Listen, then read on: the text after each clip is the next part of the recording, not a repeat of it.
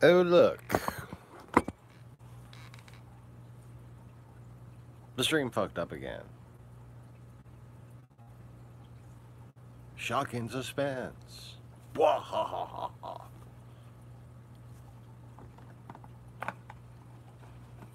We're not amused. We're not surprised. We're not amused.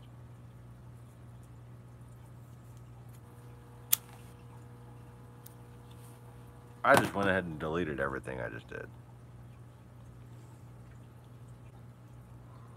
Because fuck it, why not? I think by trying to fuck with that last one, people must not have read the thing properly. In fact, if you think I'm even expecting anyone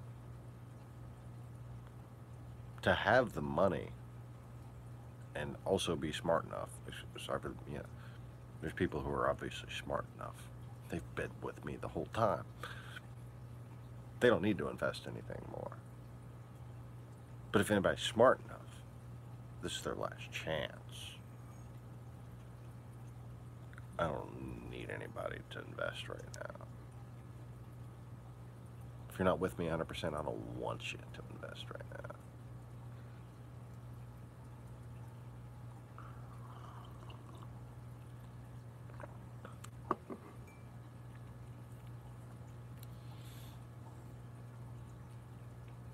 You know, I don't need to run any kind of con here. When it comes to getting my bills paid, I can't really take up much. I don't even have an appetite. I don't even eat a lot.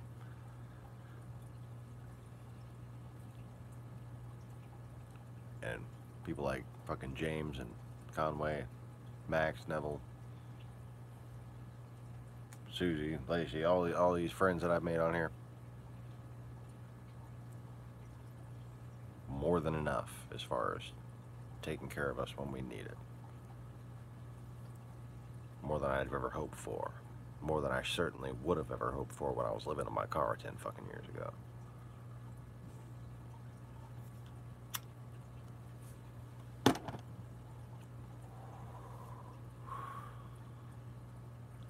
But this is just kind of my little last thing. Just because I needed a theme for the fucking video. But mostly because of the definition of what the word practice means. I have a real investor, actually, a set of investors to pitch to. Of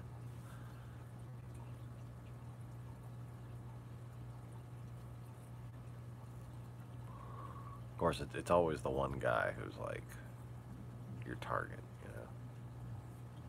There's one guy, a target. But he is not the only owner that I'm worried about. Because if I pull my cards right, I might help merge two companies and own part of the merged entity. In addition to getting them to help me start my entity. And that is because, and howdy to whoever's watching, this pitch that I'm about to practice right now for you. In my practice, I mean, I'm just kind of like playing around with it. I mean, I kind of feel my way through things usually. I have like a note card set put together to guide me through the process. But all in all, it's hard to sum up 9 years worth of work and evolution of one product need into, I don't want to say several or many, it's more like into every other product need, okay? And like the economic needs and political needs and environmental needs and job creation.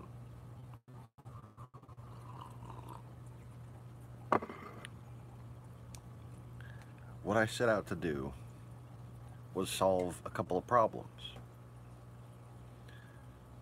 What I wound up doing was creating what might be one of the best plans to do anything ever. Okay, not just the best business plan. Okay, this is an all-encompassing, starting from one building plan. And the audacity and the efficiency of it, the scope and scale of it,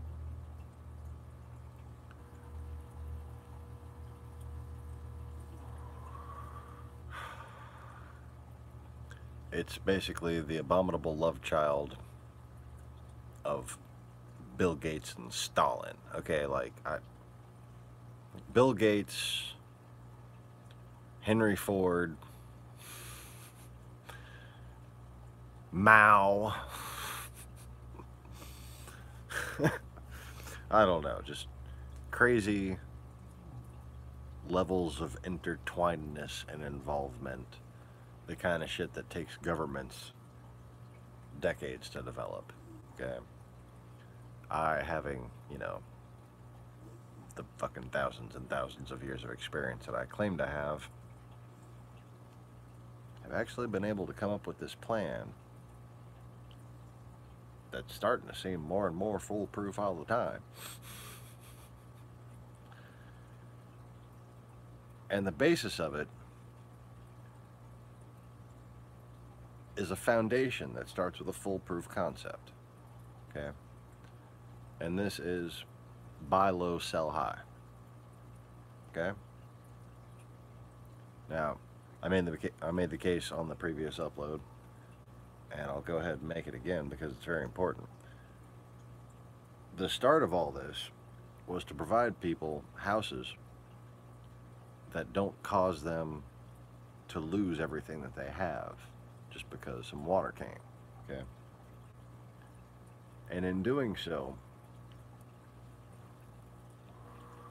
create a for-profit model that can augment and hopefully one day sustain coastal, oceanic, and reef restoration. Okay? And that is because I see that as being vital to the very survival of not just mankind, but any mammal that weighs more than 65 pounds, just about. That's my estimate.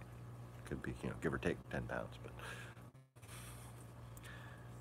the 65 pounds is just kind of to make a point. You know, like, dingo will be here, I will not.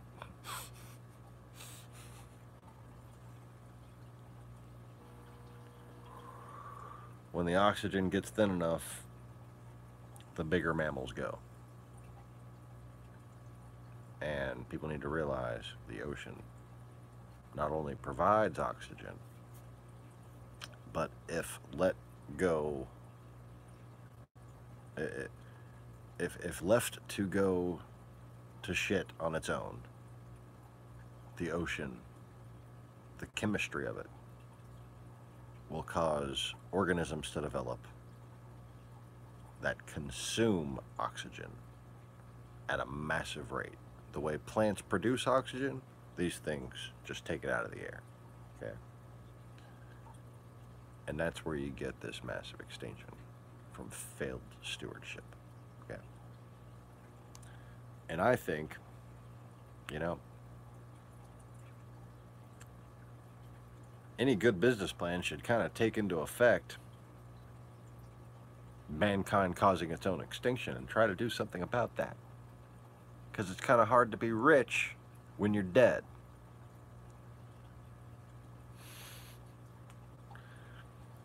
It's kind of hard to, you know, provide for your grandchildren. Oh, I'm saving this money and my kids are going to inherit that and they're going to have security while they gasp for breath. No, it's not going to work out very well, see? Just like any long-term plan has to include jobs sustainability, okay?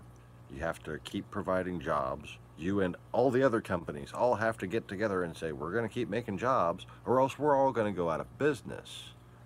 because you can't sell shit to the robots.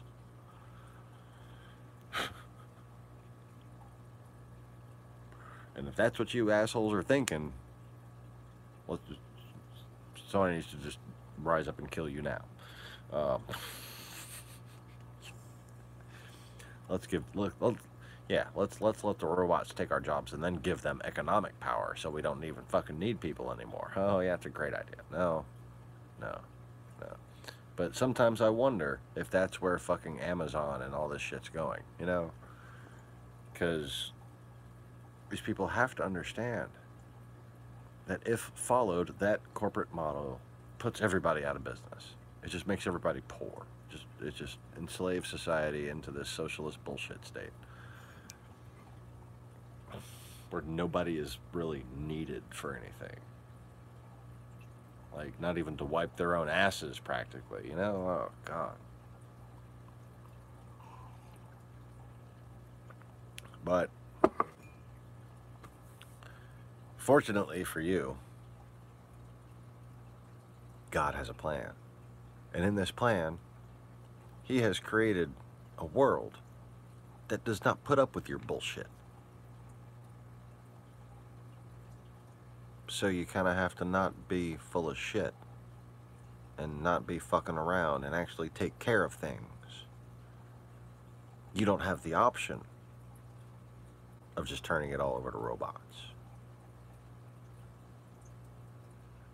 It'll end long before that. But anyways, back out of the normal channel motif and back into the pitch, shall we? I had put all these lovely display pieces out on the board. I need to go back to a different page in my little book here. So let me pack all them back up. Put them in their little special holding arrangement.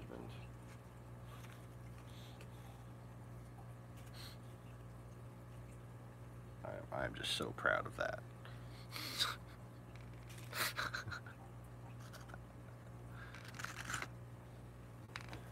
So,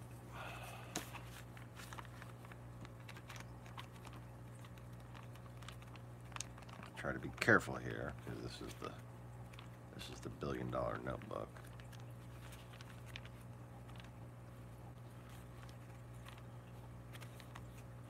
Oh, there's so much here I just can't show you.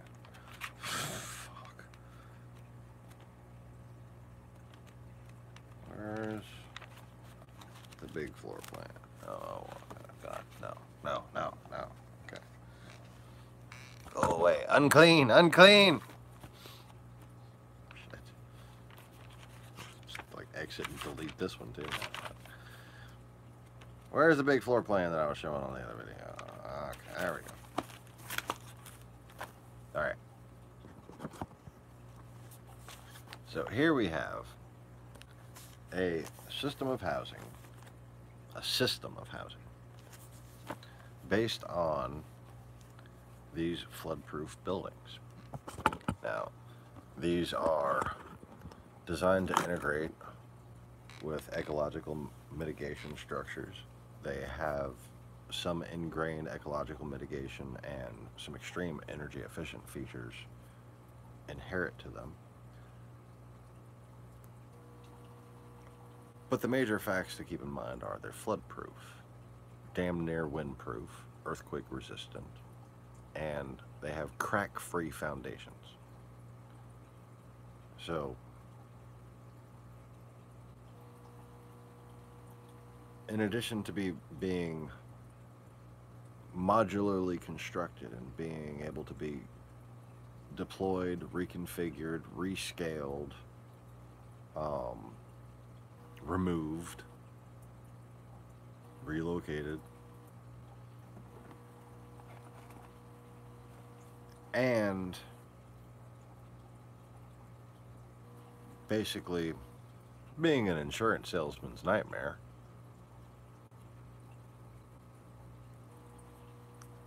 They also have a superior quality, being cheaper, capable of outlasting disasters, and going up quicker, and actually being higher quality structures themselves. And on top of that, I'm not just talking about materials and design. I'm talking about the design and materials all together to resist the problems that remodelers and renovators and people who go through 100-year-old and 40 and 50-year-old homes and find all the mistakes that were made. These are designed to prevent all of those problems. Okay? And the main way I do that is providing geothermal ventilation throughout the entire superstructure. This prevents mold, wood rot, while basically eliminating the need for physical material insulation in anything but most extreme climates. So you have a geothermal regulated temperature gas barrier in your walls.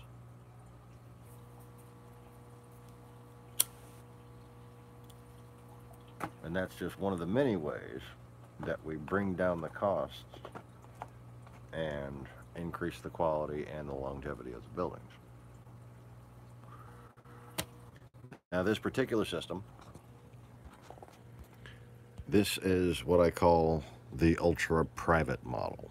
Okay, this is for corporate housing, college housing, or single family units. As configured, they are 2 16 by 16 foot bedrooms.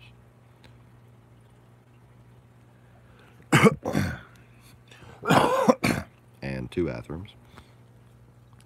We have in this configuration a corner pool, indoor and gymnasium, security offices located, including an echoacoustic hallway allowing for a single security personnel to hear anything going on in the entryway hallways.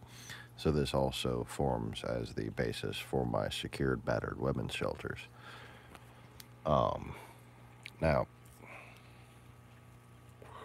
also would do very well for certain types of treatment facilities and minimal security prisons. But, you know, the same is true for any good apartment complex. Now, I am thinking that our first one is probably going to have a little arcade in the corner by the gym, you know, so the geeks and the jocks can converse and stuff. No, moving on. What makes these pretty unique is their ability to move directly in while monitored by the on-site security landlord professional, somebody I'm going to basically designate as sort of a mini boss landlord. And they can move in directly through their own little personal utility closet. Your water heater, washer, dryer, and things like that are going to be in here so that the landlord can access them without disturbing the tenant. These things are all going to be kept securely, obviously, and you also have these balconies. If you can't tell, they're configured to where nobody can see each other's balcony. Even the little corner penthouses. This angle here, see, you might be able to stick your head way out over this way and be able to see this balcony over here, but you know, basically the idea is this whole thing can be configured to where everybody has a sense of privacy. You have soundproofing between the one set of common walls. So this is all the advantages of multifamily housing with a very private home ownership feel. Now, If expanded to dimensions beyond this, it's very easy to actually fit individual garages in front of these units. And again, this system per square foot per unit is cheaper to develop, lasts longer, and is certainly more amenable as far as coding and approval and zoning and insuring goes than any other current construction method. That even includes foam concrete forms, modular shit buildings, what have you. Their process for even building trailers like this is just horribly inefficient. Now, to get to the point where we can achieve peak efficiency, we're not going to be able to start out with a massive development. You're not going to go from something on paper to a multi-million-dollar project. This is going to cost at least $1.2 in materials here, okay? What you want to do is start small, okay? And the entire development budget that I'm trying to raise here for my parent company, that is to establish all the other subsidiaries, is $420,000, oddly enough. I could use 480. I could make it fly with about 360. But the ideal amount wound up being my good old lucky how many years I was stuck in a tree number. 420,000. Okay. 420, I wasn't stuck there 420,000 years. Whatever. So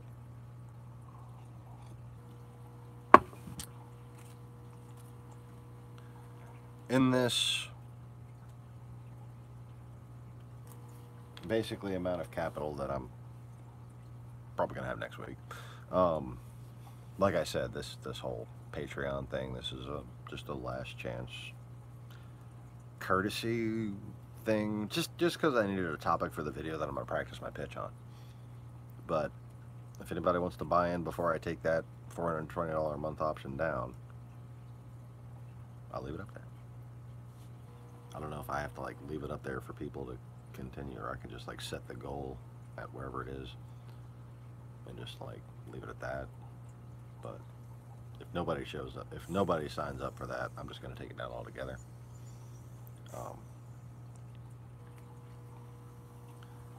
But you know, fucking the existing people who know who they are, they're already bought in on that. And then from there, the Patreon is basically going to be used for coral lovers and people who want to sort of kind of have just a subscription gift exchange interaction with me. This channel is going to wind up getting changed into something probably more personal. The Easy Reefers channel is going to go to my Easy Reefers Gmail account, whereas this is going to go back to the fucking email account that it was established with. Because everything's real confusing on my accounting side with this crap, you know. And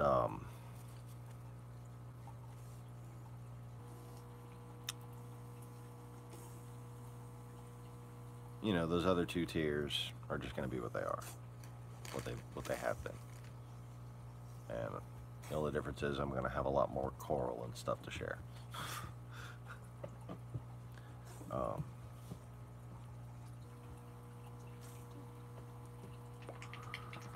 So what does the $420,000 infusion cover? Now, this is going to be held in the form of a business rolling line of credit and will be used for 5 major purposes: research, acquisitions, development, expansion, and other reinvestment. The initial phase is to establish the Zachary Tower and the 4 associated screwball businesses, screwball pattern businesses. And I have a sort of a conglomerate real estate company planned that's going to be sort of a next evolution into the future for these big real estate companies that are kind of fading. Just lucky to me to get a fucking to have a life where I've just stumbled across so many big fucking people in real estate, just to be able to get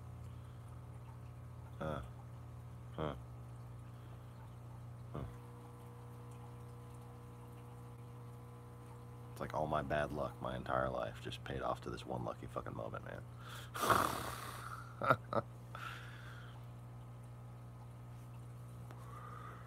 So research is going to cover the prototypes, developing the processes, and developing the patents that are going to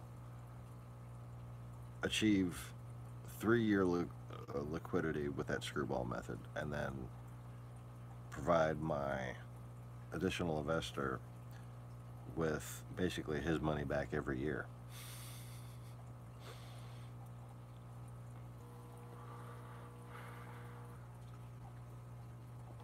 So whoever invests, the rate of return, whoever invests now,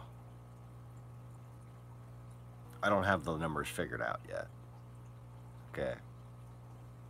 It's hard to figure out unlimited profit potential. Okay. Whoever invests now in that $420 amount, and none of my good friends better do that because y'all are taken care of. Okay.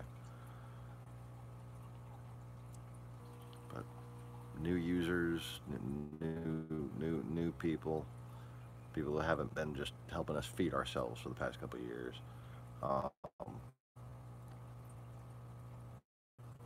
Get in, like,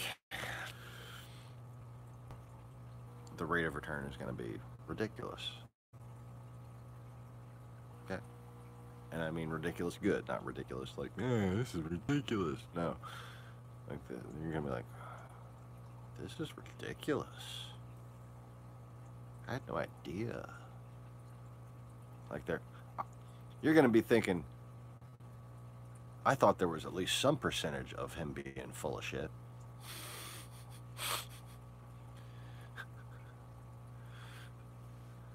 But this check that I just got, it does not leave any room for some sort of margin of full of shit error. You see, to be able to come up with a plan and to be able to execute it like I'm planning to, well, you know, it's not a very good plan if you can't fucking execute it, is it? To be able to execute a plan like this, you need to know the right people in the right places, and you need to have the right people to help you, okay? And that's what this is really about. This is about that screwball method, okay? This is about getting somebody who knows how to make screws, somebody who knows how to make balls, and they're going to help you make your screwball. And we're going to have $420,000 to start with, okay? And that is going to be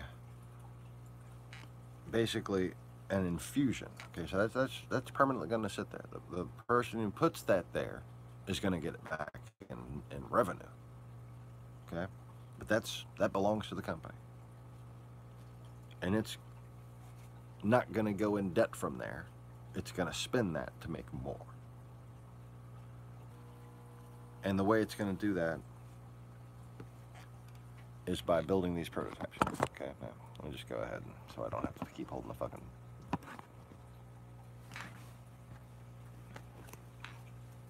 Alright. So to get to this gigantic regional manufacturing facility, okay, where this right here that I have my finger on is 40 feet wide.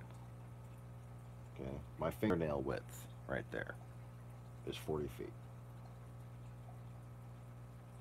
Okay, that's a big, these are 18-wheeler parking lots here in the back. That's 1, 2, 3, 4, 5, 6 18-wheeler parking spots. Probably going to fit 7 each. They have their own little unmanned lodges. Okay, that's how much fucking 18-wheeler traffic I expect in this fucking place. Alright. To get there, I gotta start here. But this is gonna be a retail facility. And you're not gonna, like I said, you're not gonna build a prototype to sell unless you're selling it to yourself. So that's exactly what I'm gonna do. We're gonna start with a prototype. Boom. Right there, that is my house. Okay? And in front of it, once we finish refining the process by building my house, okay, basically just teaching ourselves the basics. You know, I have a existing talented, very, you know, productive professional carpentry and construction crew, HVAC and electrical, plumbing, everybody, you know, trained, certified people going into this. But this is a whole new approach. Every wall is going to be different. It's going to meet code the same way, but it's going to be a different approach. It's going to be a different method of building these things. The actual walls, once they're finished, are going to be very similar to simple, like, high quality home construction, but it's not going to be taking out a bunch of long beams and laying them out according to the blueprints and then cutting them and stuff like that. It's going to be manufacturing the entire modular sections of the house and then bringing it to the site and assembling them. This is going to be a hybrid process. This is going to be less of a hybrid process. But there is no way we can make modular pieces of a building in a factory without a fucking factory.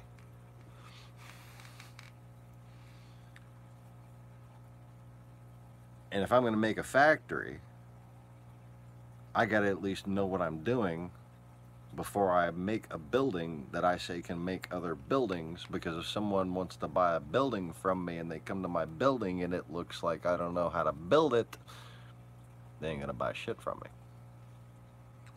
So I'm going to build these two buildings. Then my carpenter, my general main contract leader guy, he's going to come build himself a house.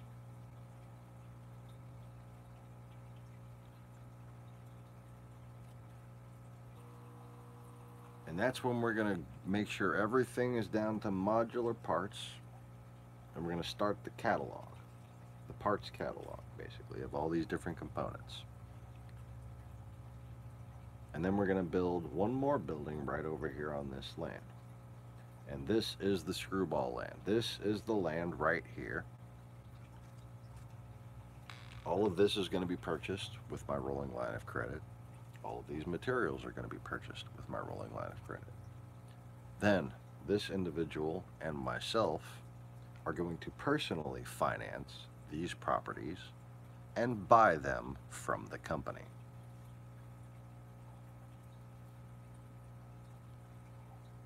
So all the money we just spent from the company just got recovered.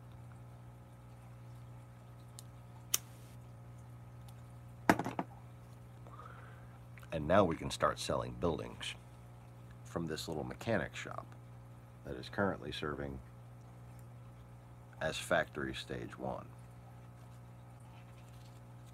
It's just a preliminary phase, because what's going to be built here, you're going to have your refined process, 2 of each basic type of building. Okay. The parts catalog being created here, and then perfected and finished when we construct the actual facility. We are going to start flipping houses from here. The first 3 in the first year will be flipped from here. Like I said, I'm not going to sell anything until I prototype it. So that's the whole reason why we get to here first, so we can flip those first 3 houses.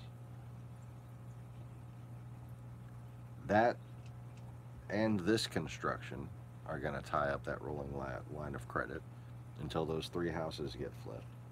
Then this building, on top of the additional business that we're going to be doing, is going to be used to construct 10 more houses the second year.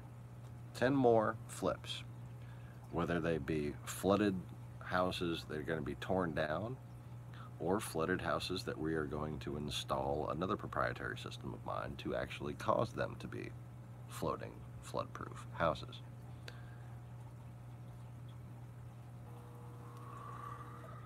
Unfortunately, when you do that, they don't match and look as pretty, but you know, whatever. But we're going to be doing buy low, sell high, okay? And there's nothing lower than a flooded house. And there's nothing higher than when you can make that house not flood anymore without fucking up the rest of the neighborhood by piling up a bunch of dirt on that lot, okay? And that is a service that basically we will have cornered the market on.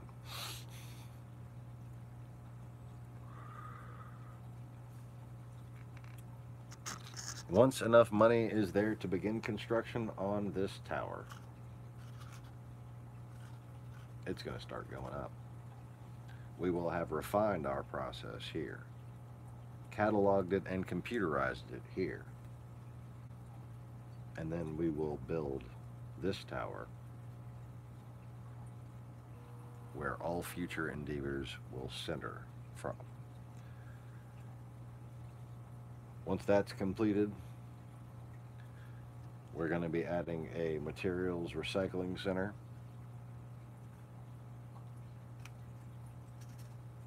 and a small restaurant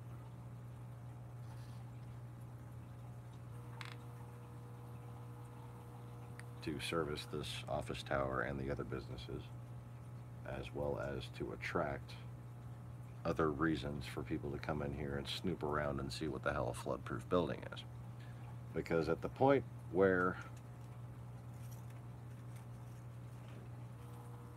this is all there is, 2 houses and 2 commercial buildings, we're going to put a shed up right here, okay?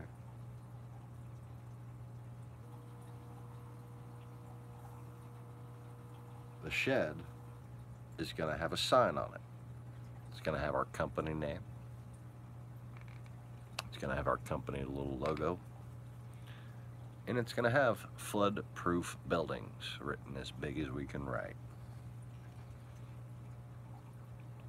And people are going to see that while they're driving on this main street right here. And they're going to notice how this little shed that says flood-proof buildings matches all the other buildings on the premises. And they're going to come into the Easy Reefer store or the Morris Automotive shop even before the construction facility is built, even before the tower is there,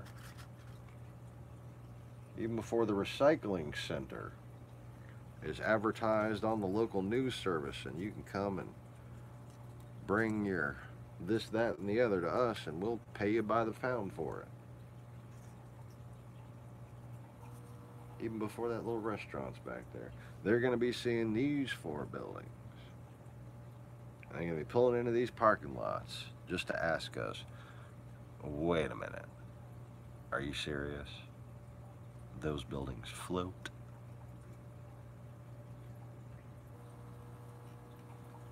And that reputation, before this building goes up, that word of mouth is going to spread.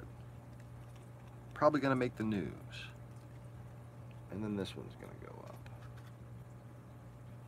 Now this looks a lot more bulky than it is. A lot bulkier than it is.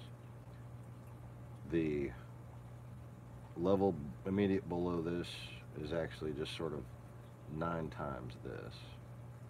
And then below that, there's a little bit of a taper in, and that 4th floor isn't as big as the 3rd floor. But 3, 2, and 1 are full-size floors. 4th floor is almost as big. 5th and 6th floors are kind of small. And then 7th floor is just a little lookout tower.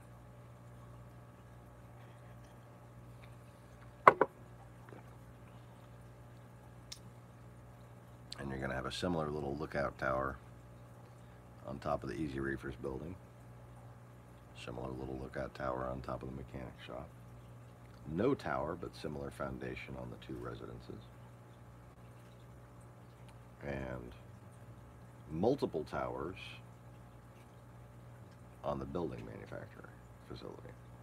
In fact, there could be 4 different towers on that one, because hard working, a lot of cooling, you know, gonna keep it nice and cool in there.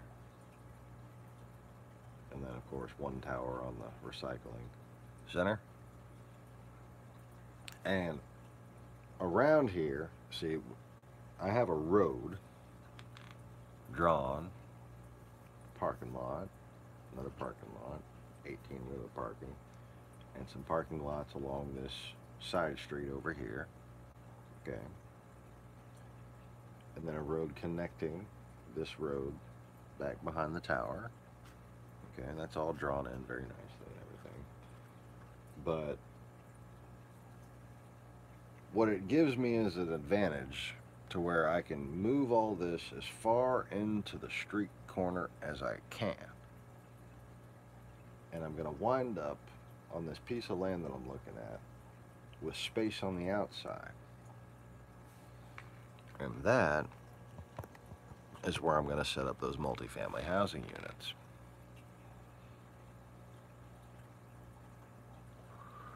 Only I'm not going to go multifamily housing. I'm going to go corporate housing. Because I figure I'm going to have a lot of different people flying in and out, traveling in and out, working here.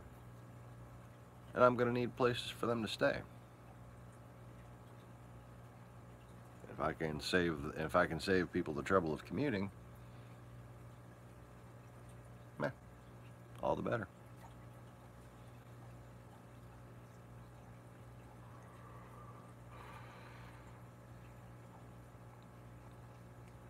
And this side over here is towards the creek and the wetlands, and I'm going to be having those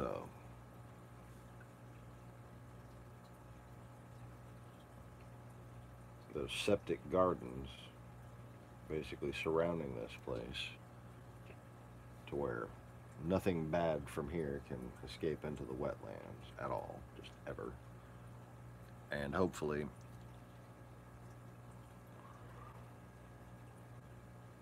by process we'll be able to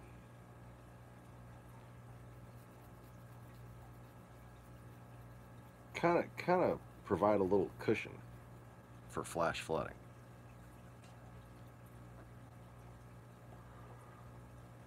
Because what that big row of buildings is going to do is basically have a bunch of little holding pools underneath them.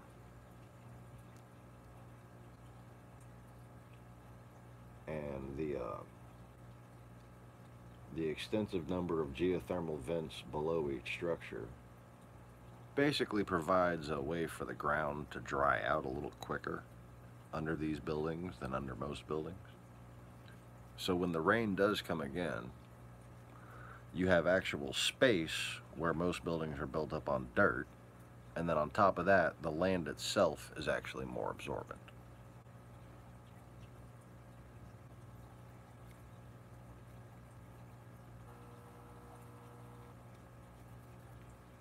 But then if I can, what I'm probably going to do is like corporate housing right here. And then considering this area, I really might do my first slew of veterans housing right here. Right here. Because that's the wetland side. And I'm going to get them doing their little aquaponic thing. You know, those I have a design for basically a self-sustained living situation for veterans that can use an existing dirty water source and clean it to help them produce product. That's a fucking win-win if I ever heard one. You could take a homeless veteran right off the street, and with no training, he can make a living for himself. Just virtually no training, okay? You think you need to teach a veteran how to fish in a pond full of fish?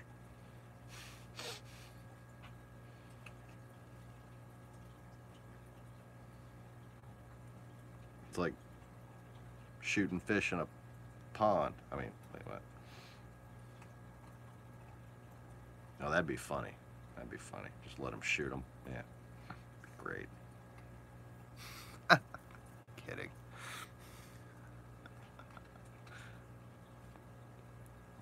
My foot. Oh, God. Okay.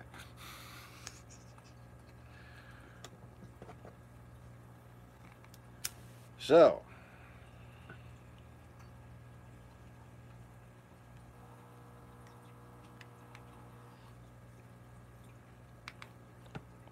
Some of the other aspects of this plan, I obviously cannot go into because they are classified, but they include my technology platform, social media platform,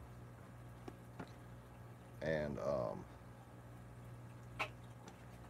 some other apps. We're going to have basically an app development laboratory, because fucking why not? I got the space for it. I got the ability to pay for it.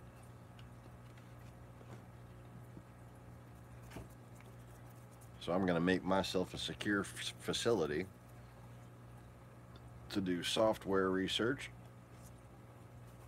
and develop some, well, my dad's patented some apps. I'm going to redevelop some of those.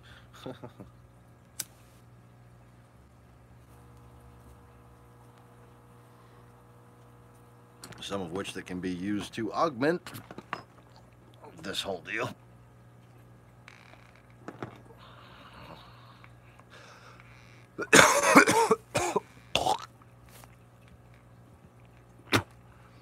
Excuse me. Oh, man. And I'm going to get into this house instead of the house that I'm in with all the fucking mold in it. So that every fucking little tickle in my throat doesn't become a fucking mucus festival.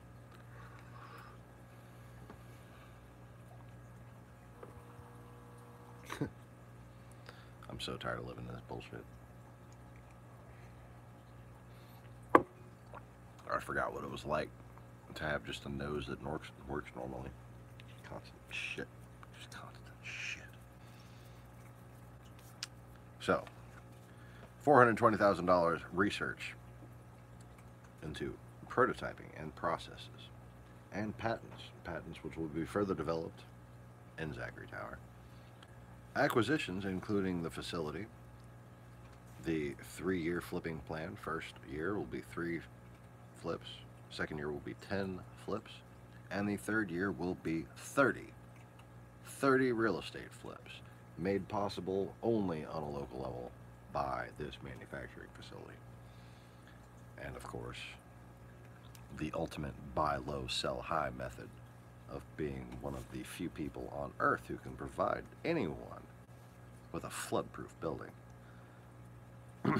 There are other companies who can do it. Nobody can do it as durably as I can, and nobody can do it as cheaply as I can. So what the fuck are these people wasting their time for?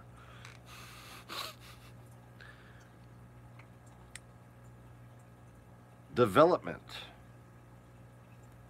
So we're going to be basically positioning ourselves to acquire more money from government grants.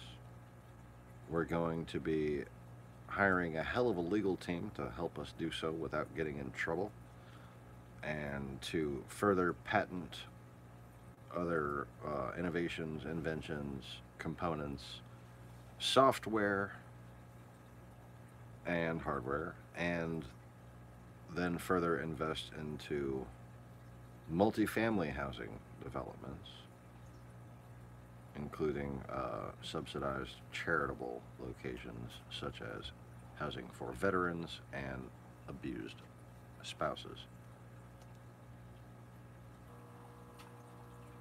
Step number 4 is expansion. This expansion is going to include some minor North American regional expansion, but skip directly into expanding into Australia and the European Union, and namely Ireland, because I kind of want to get in the middle of that, basically. But a big focus at this phase is going to be on the Caribbean. Okay, from Florida to Puerto Rico,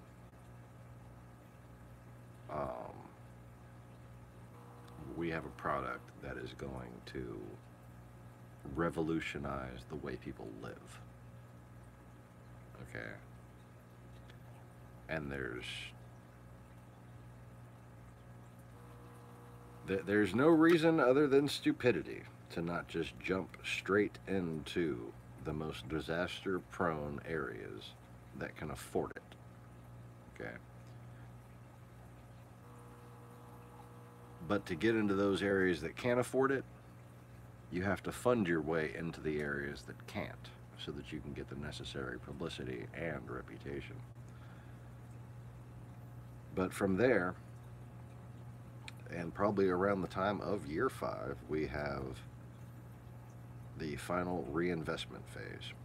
Well, not final, but the final planned reinvestment phase at this point, which includes the major technology launches and basically a plan to meet and decide on what regions, both in North America and throughout the rest of the world, that we're going to expand into.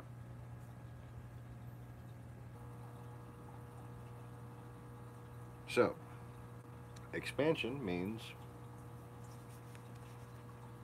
constructing more of these facilities in locations that can provide the personnel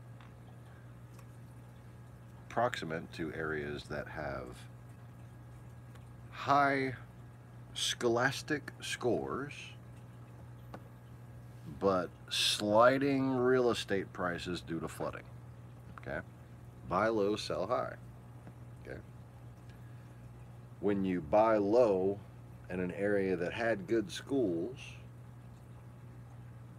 it's not just the budget that makes those schools good. That area is sliding because of some flood, because a factory closed down, because of something. But guess what? It wasn't just the budget that made those schools good. It was the people. Okay?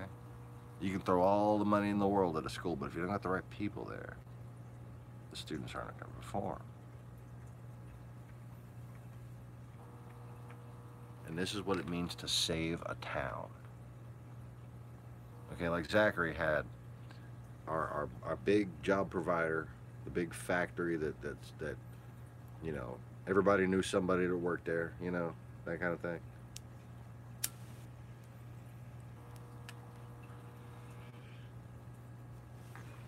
And people are panicked about the future of Zachary, about how well we're going to be able to keep these schools up. And you know what? When the budget goes down, after a while, yeah, that does happen. Because the people that made that school what it was, they get older. They find jobs in different areas. They retire. They move on.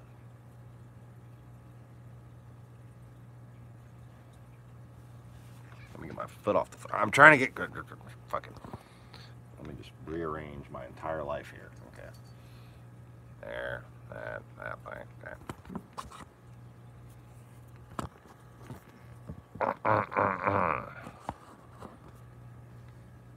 Fail. There we go. Okay. Scoot that over. There. And now I can sit comfortably without my foot being there. I like that angle. All right.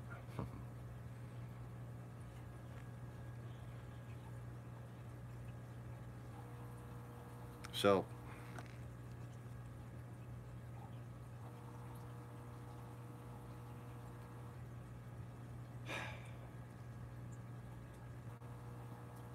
I was going to. I don't know, man. Like pressure really fucking benefits you sometimes. When the pressure is on, it's like when you really fucking shine.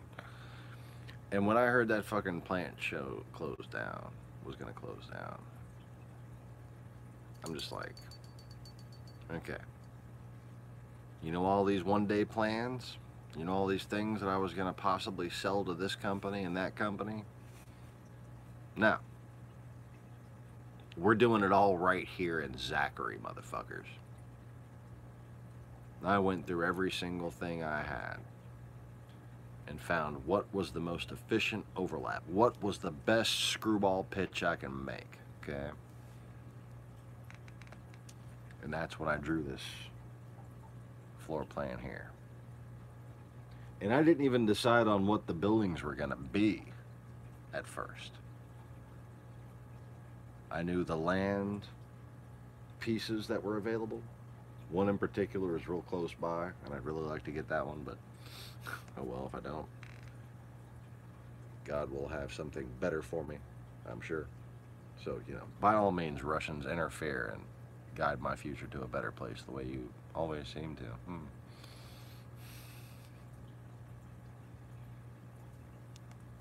Trying to fuck me over will end up providing opportunities. It's funny.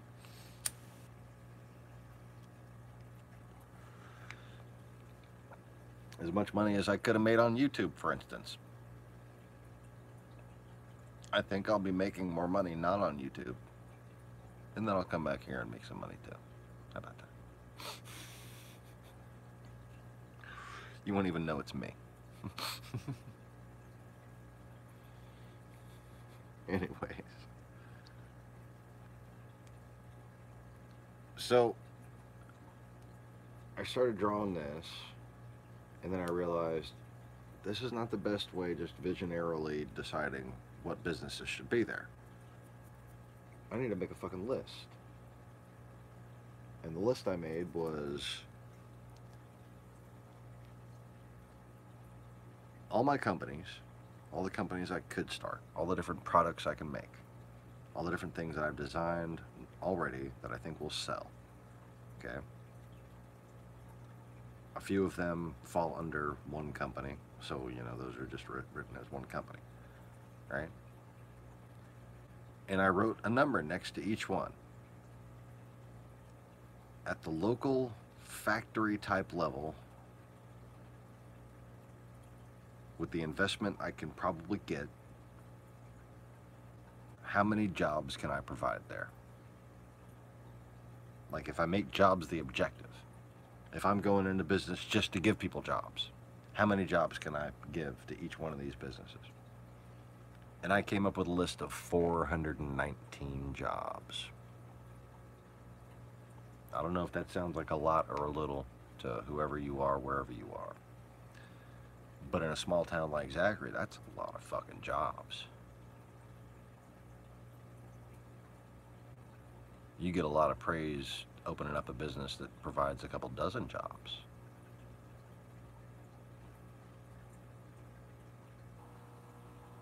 we're already at 76 right here.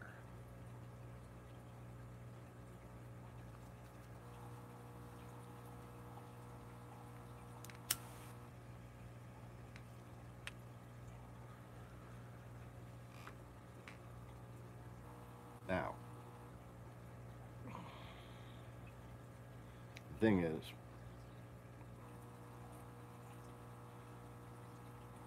to get to 419, this is not what I need. This goes up from 419. When I build this, I'm already at 419. I have a need for a plastics factory. I have a need for a microcomputer assembly factory, basically a cell phone and laptop manufacturer, tablet maker, kind of thing. But it's a whole different revolutionary product that creates its own market, but is based on a combination of existing technologies, so that there's not necessarily anything very complicated that needs to be done. Most of those things are going to be contracted out to existing entities, and then what will be located in Zachary will be an assembly plant. So we're not actually manufacturing components, we're just putting all the components together. That assembly plant, the plastics factory, plus this,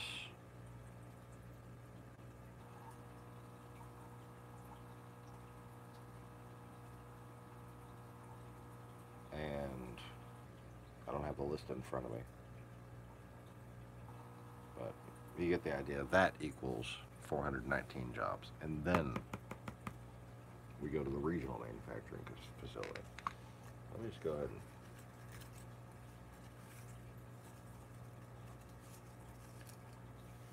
pack up my modular buildings, because even this tower right here can be disassembled.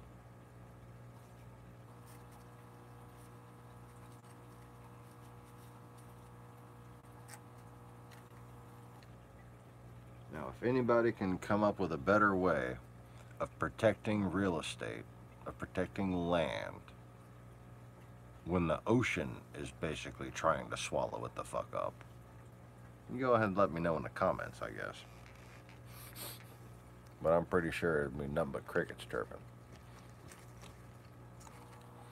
Because what you're talking about here is a solution that resists flooding while actually addressing global warming and environmental damage as a whole.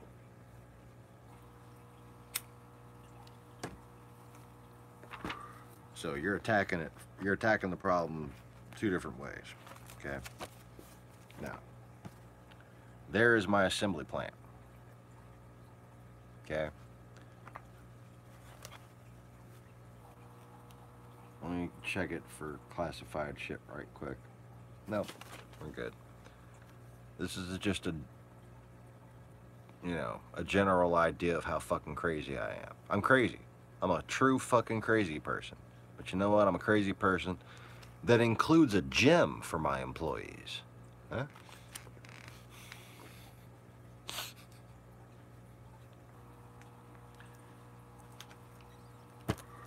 That is basically the entire assembly facility, including the addition of modular options and everything. And let's see here. Am I flipping on camera? Okay. I know there's something there. Okay, all right. 419 jobs for Zachary. Oh, I definitely can't show you this because this is all fucking logos, or trademarked. So, oh yeah, boat building company, 7 people. Plastics company, 15 people. Disease mitigation division of plastics company, 37 people.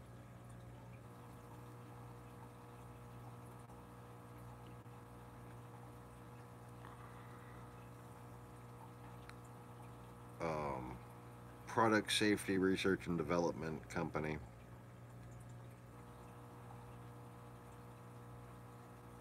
29 people, including researching of construction composites and things like that. Um, and what was that stupid thing that I just thought of the other? Oh, I hate it when I don't draw an invention. Okay, I'm remembering another one that I forgot to write down. What was? I can remember what it looks like and what it's made of, but I can't remember what the fuck it's for. How about that? That's different.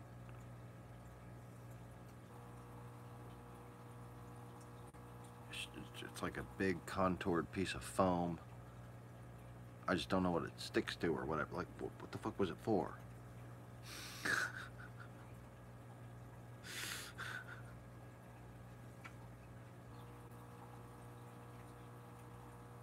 It was something for in your car. Oh, man. Well, I just lost $1 million with that brain fart. Anyways.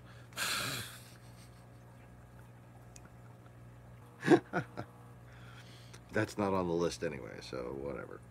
I'll try to remember it some other time. Just go sit in a car and fucking imagine crashes until I come up with the right thing. I don't even know. I think it was something to do with crashing.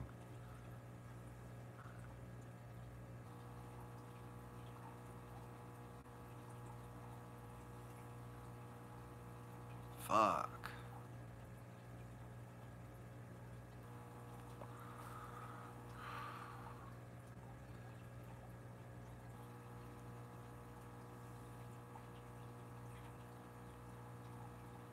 I think it was like a modified oh shit stick or something like that, but better. Anyways. Who's here? I just saw one person leave. And I was kind of sensing that there was like just like a troll, just kind of curious. It was just like hovering, you know, mouth breathing, you know. And that was right about the point where I would have bored them. And then somebody left. Anyway, so the most people I could possibly hire at the automotive shop is 8. The most people I could hire at the fish store is 13.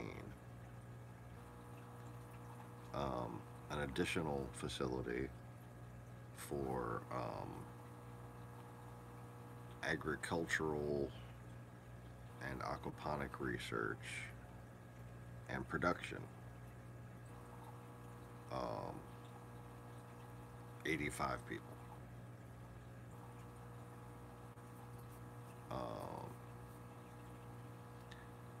The saltwater reef hobby side of that, as in the back end of Easy Reefers and its secondary facility that might open up to increase production. Going to be 15 more people.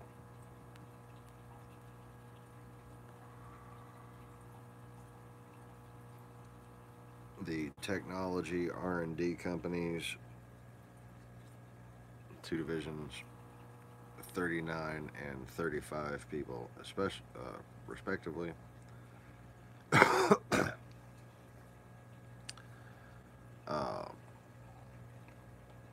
Manufacturing facility for the buildings, 34 people.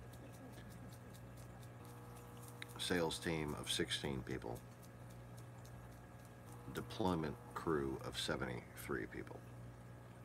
Regional. And that was apparently a plan to hurry up Okay, so that decides things. I'm gonna make this in Zachary. That's what it was. I knew something was off about that. So I retract what I said earlier about this not being part of the 419. Now this is part of the 419 in Zachary, and then we're gonna expand. We're gonna build more of these in other places. But I'm gonna put one of these in Zachary just to provide jobs for Zachary.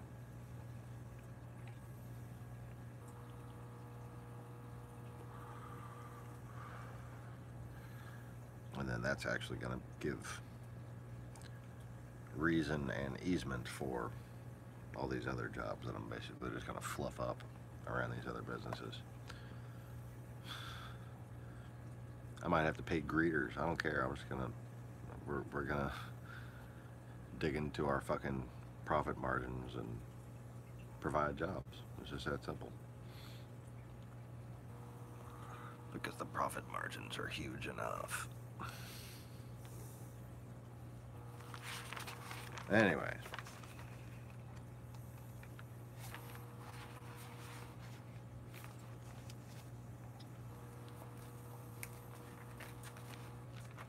But that's all just kind of like my first draft at how to get everybody off the ground. And at that point I did some financial projections to determine what the hell did I just create here? Like what kind of monster is this? It seems to have taken a life unto itself. Like I'm practically giving companies away here because I know I'm not going to have time to run them all.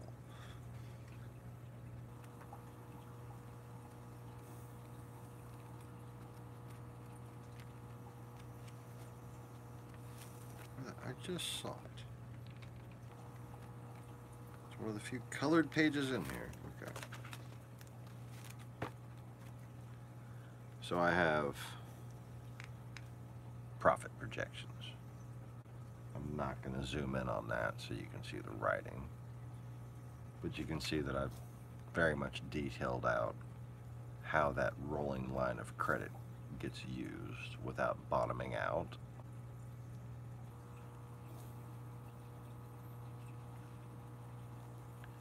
And basically what you're looking at is quarterly activity. This is for the remainder of 2020 to 2021, and then so on to 2022, and from there. This goes up to 10, and each increment is $100,000. 0 is here, so everything below that is negative. So this is that $420,000 rolling line of credit being used, recouped, used, recouped, used, recouped, basically. And each one of those lines represents a different business. All of these businesses are interrelated and cut costs and share marketing and other privileges with each other. And let me just tell you, if you don't have this ultimate thing worked out where everything just works out with like ninja level efficiency because your products are so similar or have similar components or whatever, require similar expertise, machinery, materials, whatever. The screwball pitch you can still do, okay? Because of the inherent profitability of real estate, A, and it centers around augmenting basically a real estate flip, okay?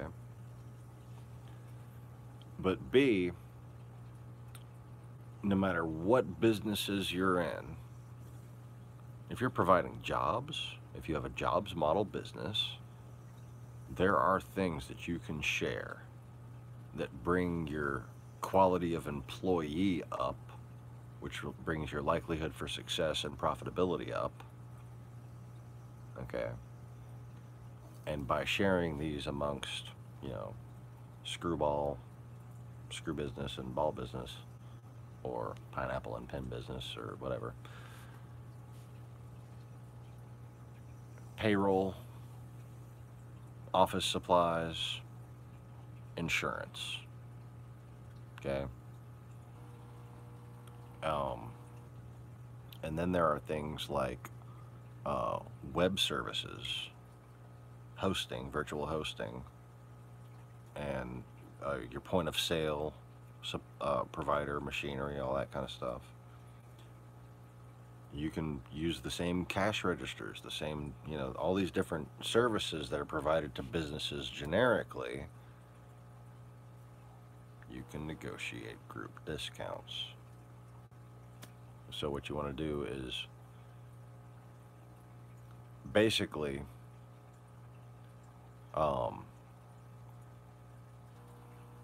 set up a parent company, you know, and all these companies have their individual books. Okay.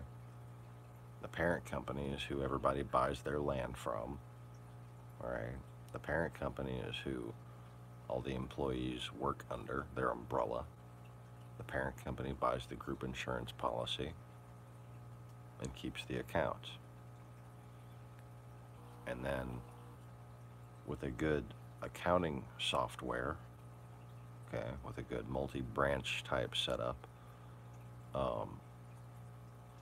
you can track and account for the expenditures and transfers and everything as far as supplies go. But as far as like the insurance and payroll and everything,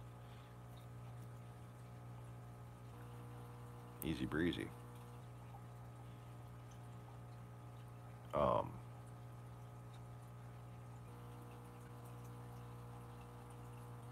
Like as a small business owner, it's hard to have employee retention because you don't have the advantage of being a big business and being able to provide the benefits that comes with it. And if you just spend some time planning, just commit the next 5 years of your life. If you're not one of the people that's already in business, that's going to be in business with me, okay, and you got some talent that you've had for 10, 20 years, commit the next 5 years planning something out on paper and making friends that are interested. The friends that'll listen to you. Oh, those are the best ones.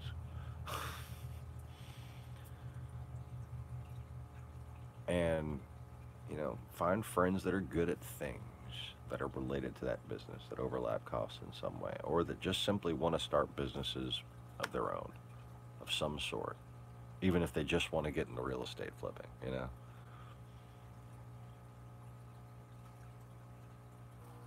Simple office space goes a long way.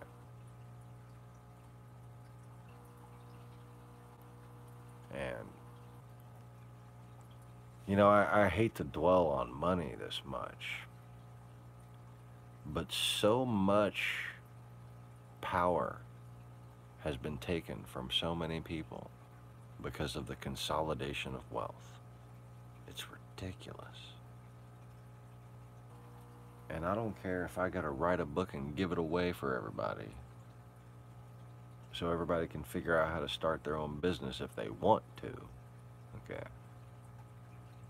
Don't think for a second that people are gonna all just start their own businesses and nobody's gonna want to work for everybody else. Not everybody wants their own business. Not everybody should have their own business.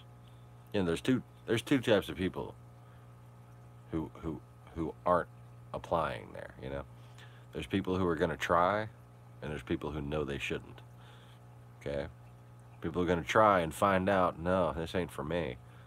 And then there's people who, they even look at managers and be like, man, you got too much to worry about. You know? Anyways. Oi, oi, oi. I need to just kind of take a stretch breather right quick.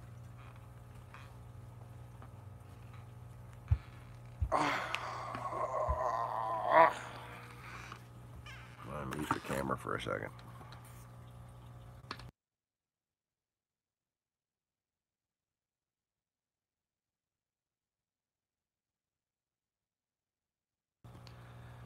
Now, if the trolls can somehow keep my microphone on, if the Russians or like even like CIA or Interpol,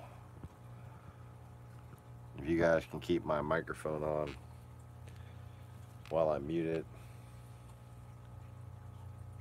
you probably just laughed hysterically. A cringy laugh, but nonetheless a laugh.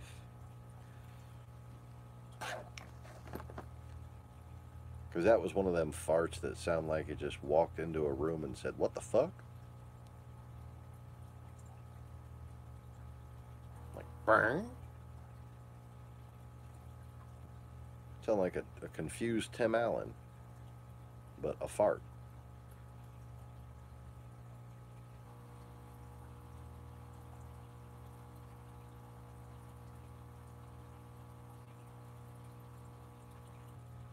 It sounded like Fran Drescher being pinched in the ass, but coming out of my ass.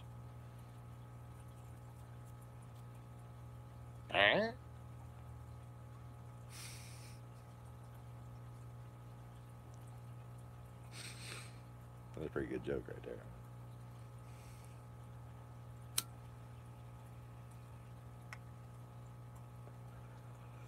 there. Anyways. Is the chat not working? There's nobody chatting. Fucking people in here.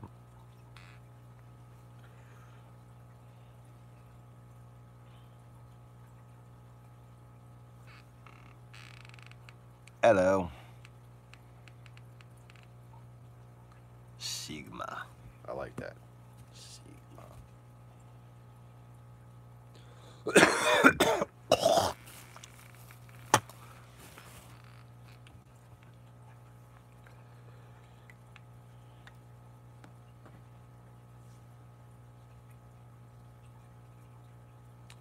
So I like my screwball pitch. Not on the face value of it, but for much stupider reasons. I like it because it reminds me of this fucking crazy guy I once knew. This dude named Benny, who back in the 90s in New Orleans owned a piercing shop named Ecstasy Rings. XTC. Ecstasy. XTC. 3 letters. XTC.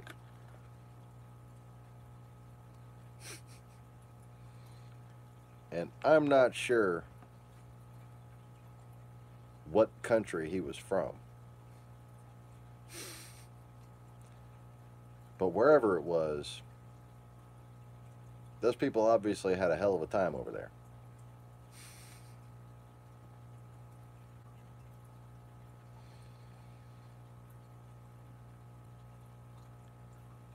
I don't know what they rode and what they shot at, but they were riding them fast and shooting frequently. You know, like, you could just tell he was one from them kind of regions where just PTSD was a way of life.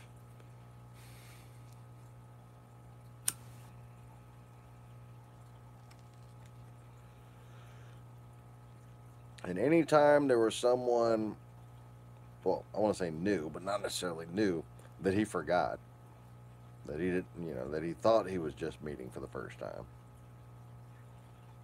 he gave this spiel, man.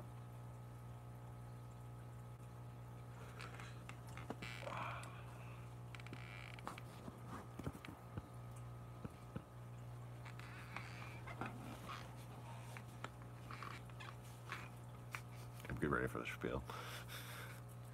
He said, "You take clean water, you take dirty water. You put them together.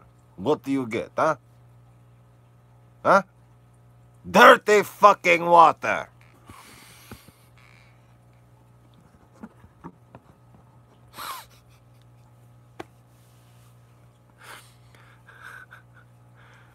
I think the reason why I have so much problem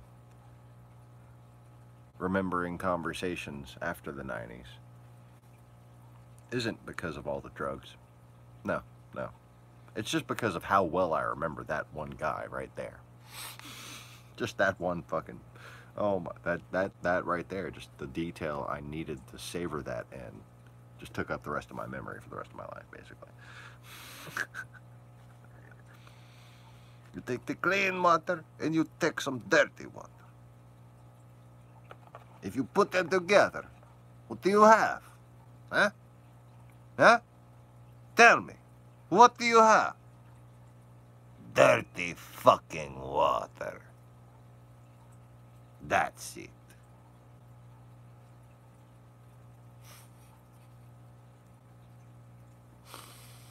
And that was why you wanted to, you know, get your piercing done at his place.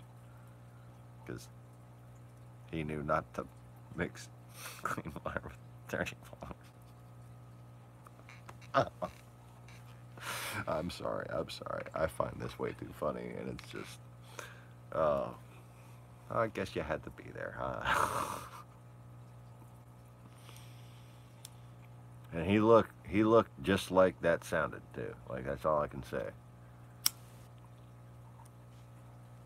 Although I am now almost as bald as he was.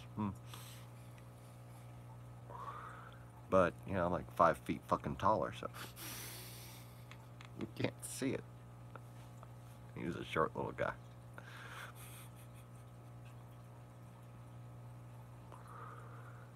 Had that odd combination of skinny and pot belly. Yeah.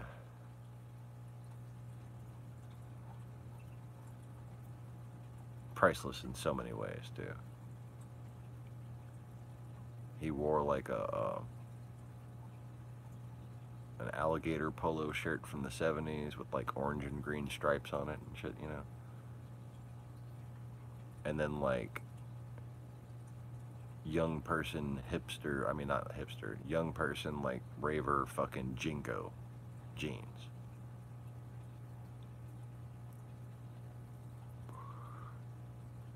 And he's in his 50s and from the Middle East. Maybe 60s.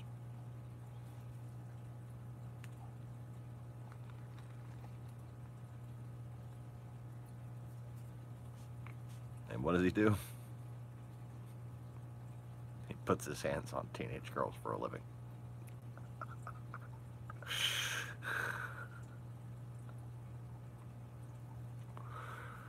Oh, the creep shows I had witnessed when I was younger that I was unaware of. Oh yeah, living the dream there.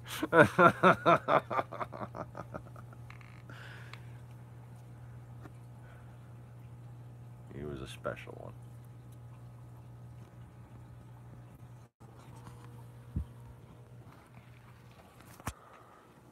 So,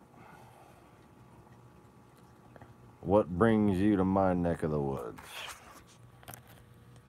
Are you one of my fellow Cardone followers? I now have to plug in my phone to the charger, so we're going to be looking at ceiling for a little while. Unless you want to, you know, beg me for the view of my wonderful hairdo and ask me who my stylist is. Dude, I just wouldn't change that for the world. Look at that. That is magnificent.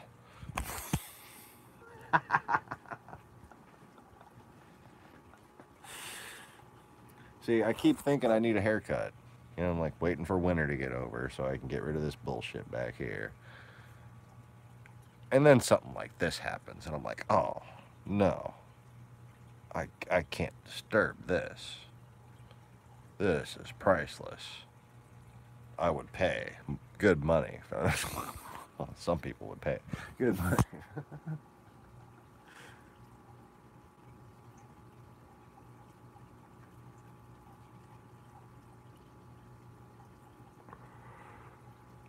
Oh, yeah.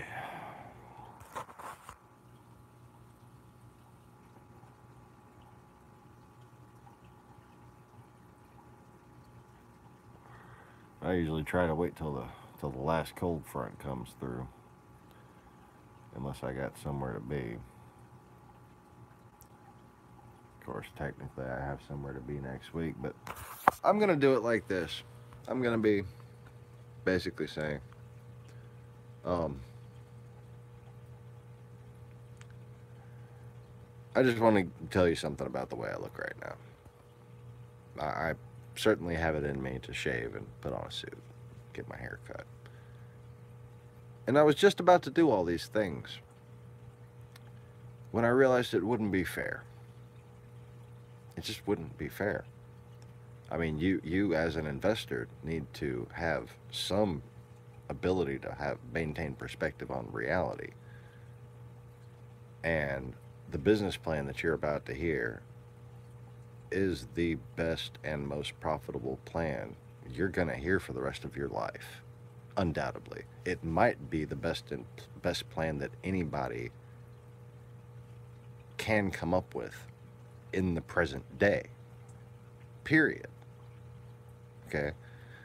So if I was to sit here and have a nice clean shaven face and a haircut and a suit and look all presentable, it would just be cheating.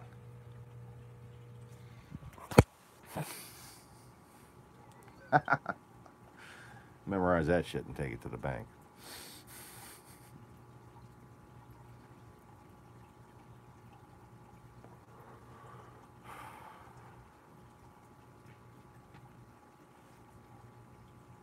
And this is why it frustrates me that Grant doesn't have time to be my friend anymore, just on pure charm. Yeah. I'm a motherfucker got buildings to buy. I don't expect him to make time for me until I pay him for it. But when it comes to Grant and his sales approach, yeah, I'll pay for that. I'll pay for other people to learn that, so I don't have to take the time to teach them.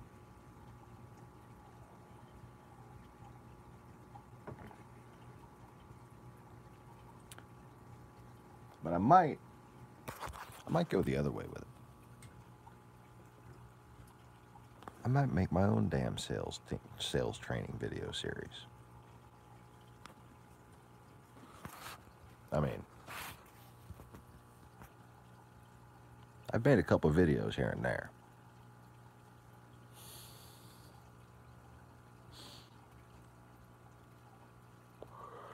Might as well make some of them fucking useful, you know, unlike this piece of shit.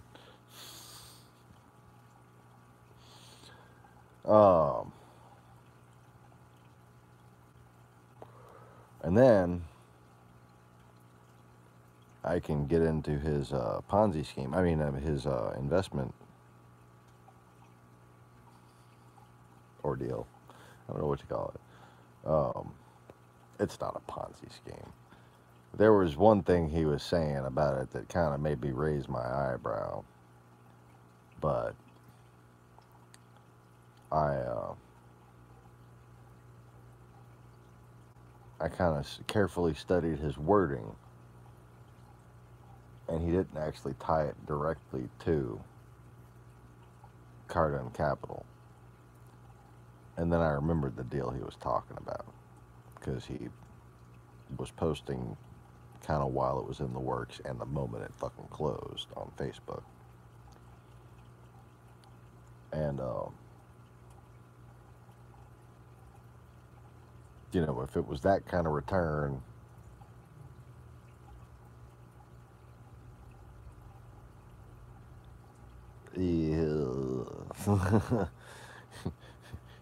red flag, right? But the percentages he actually yields for people are actually very realistic. Kind of on the low side, depending on the market. He keeps claiming that they're going to go up, but I figure if I can invest enough in him to get his attention, I can help him achieve that goal.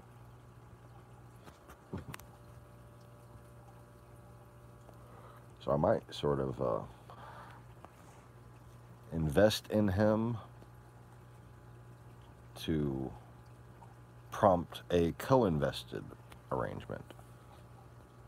You know, what he does is he takes people who want to get into real estate but don't want to actually manage the properties, and he does, you know, the property management chores, or basically manages the managers.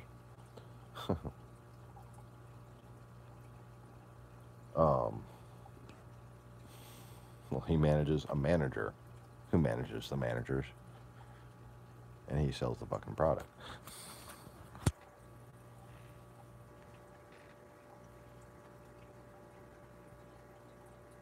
So I can invest in that company and then try to get that company to invest in my developments. Or help him directly develop properties himself.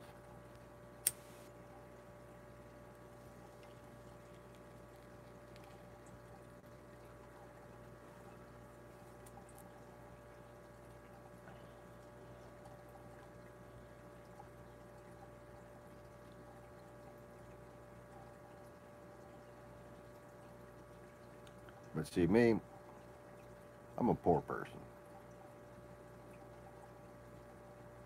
And I like it. You know? I'm not...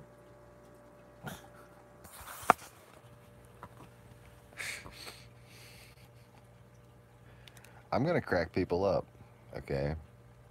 If I wind up one of the richest men on earth. My little 93 Honda out there.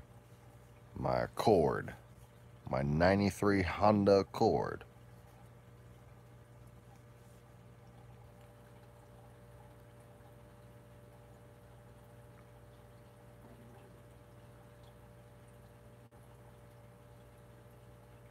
Nope, can't think of anything I'd rather drive.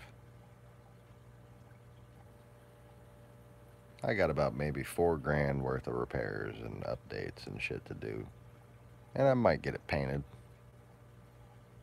Might not. Might just see how long that duplicolor lasts. Probably get the hood fixed. Maybe get the roof resprayed.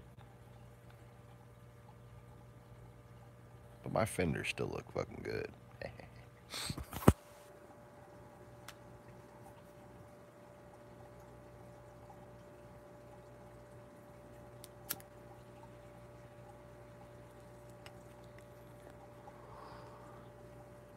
Like, people spend too much on, like, one big fucking house and one nice, or a bunch of different nice cars and shit, like.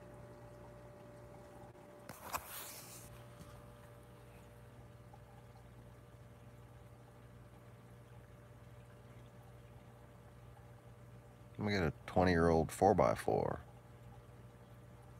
If I do something stupid, I'll go just buy another 20-year-old 4x4.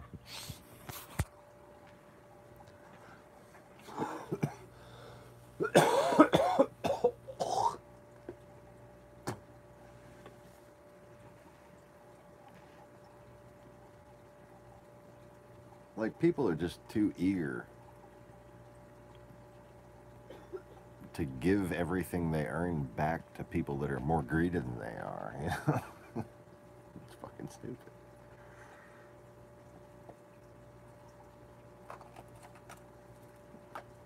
And these people aren't, like, you know, feeding the rich and, I mean, feeding the poor. Clothing the cold, and making sure families get medical care and education. They're just buying even nicer shit than you buy. And that's all they do with their fucking money.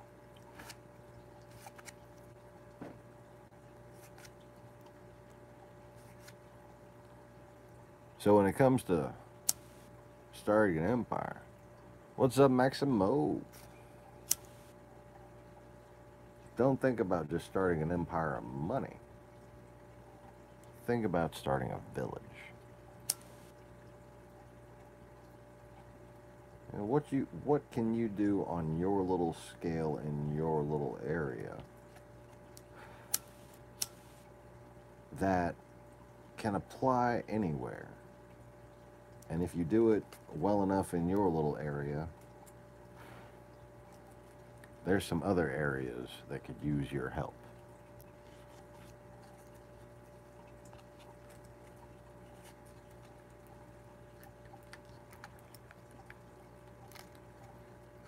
The sound is glitchy over there.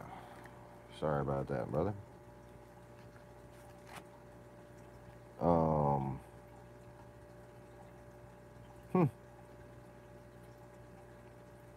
I just had a weird, clear impression of why.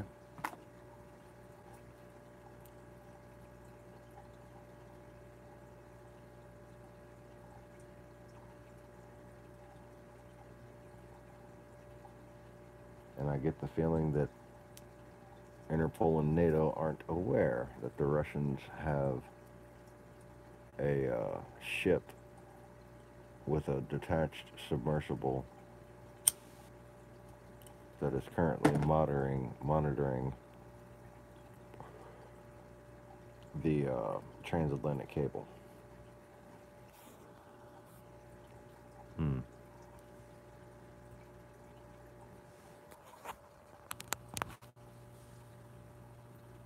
Very interesting.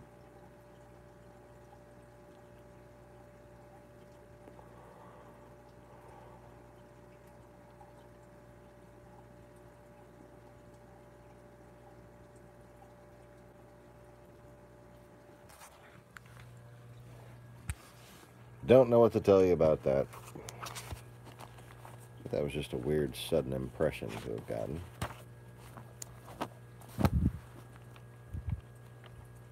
Perhaps my imagination got away with me. Or perhaps there's a fucking Russian ship right there by the transatlantic cable.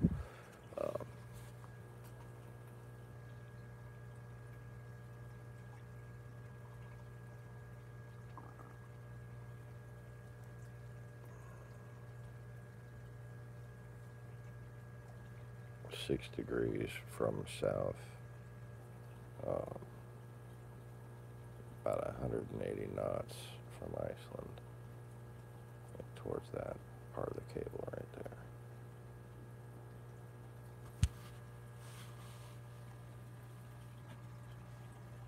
Oh God, that really hurt to do.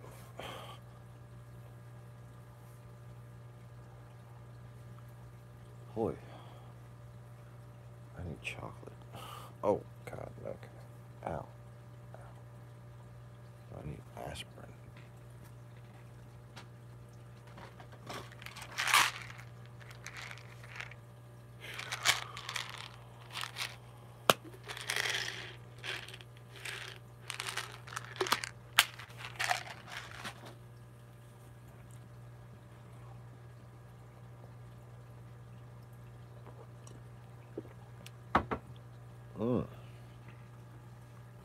Okay.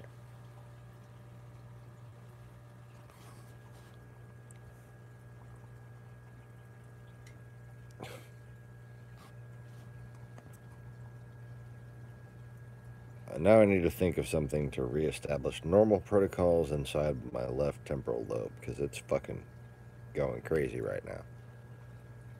Okay. Oh, that works. I looked on the keychain right there and I noticed there was a cat toy laser. I'm like, oh, okay, I'll just pretend I'm playing with that. I'll be the cat. Okay.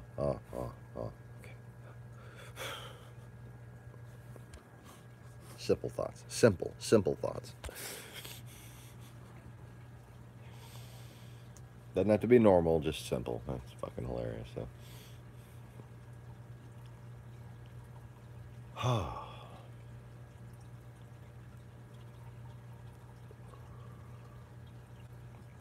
I should just stick to speaking to dead people.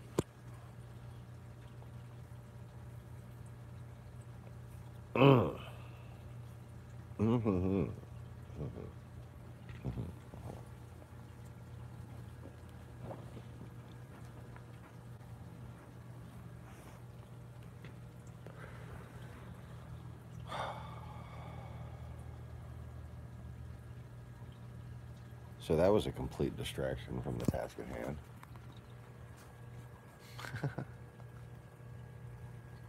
But they do that a lot, the Russians. Well, they've done it several times over the past few years that that NATO has noticed. So I guess it's not too surprising if it actually is the case.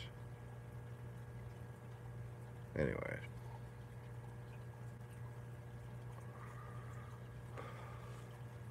But yeah, so I guess now we know what kind of glitches happen while I'm live streaming when they're doing that. I don't know. I wonder if Conway was on, whether he'd be getting the same thing.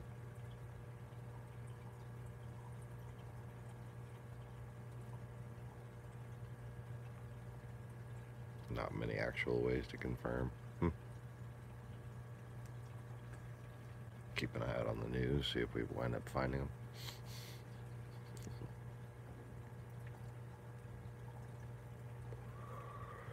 Anyways, how am I doing here?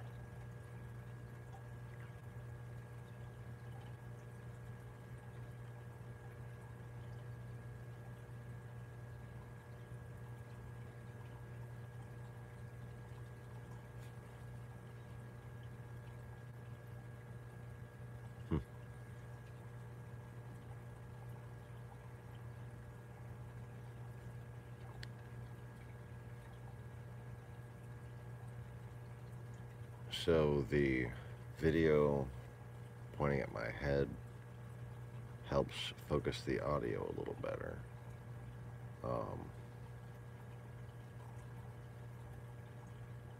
So as far as processes go, increasing the bandwidth should decrease performance, unless you're talking about an intercepted communications link.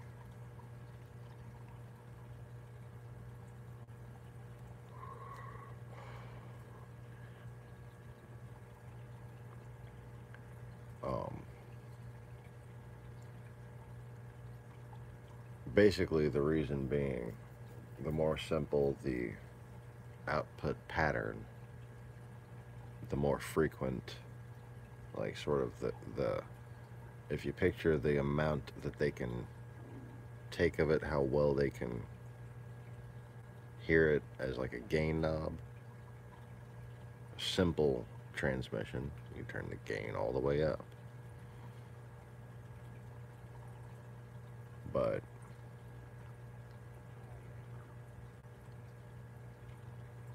basically, the better it sounds for you, the worse it's going to sound for them, as a precautionary method, mainly when doing covert data stream intercepts. Because when it comes to the tracking packets or any sort of malicious incisions that can be made by bitware or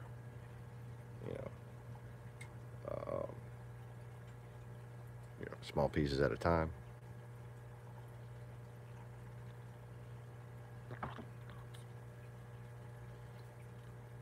the more complicated the stream, the more likely that is to show up, the more limited their connection needs to be, the less they're actually going to manage to interfere. It's interesting to think about that.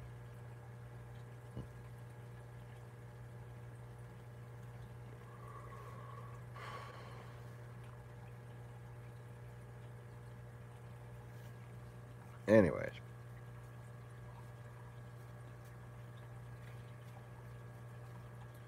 So it's kind of the same way, it works the other way around. Like when it comes to your security on your phone or on your computer, the more complicated type streaming sources, the more vulnerabilities are actually that can actually make it to you. So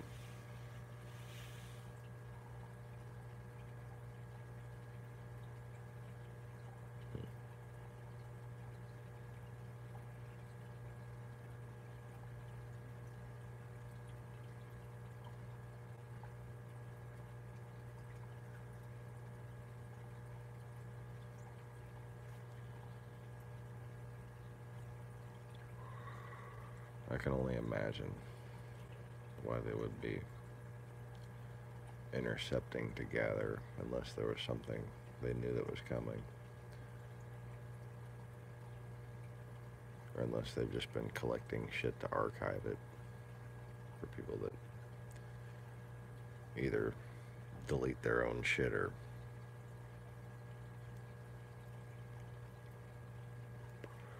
they've deleted or had deleted or have been deleted.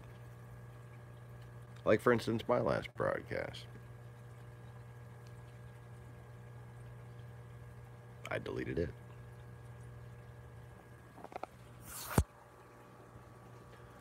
Anyways.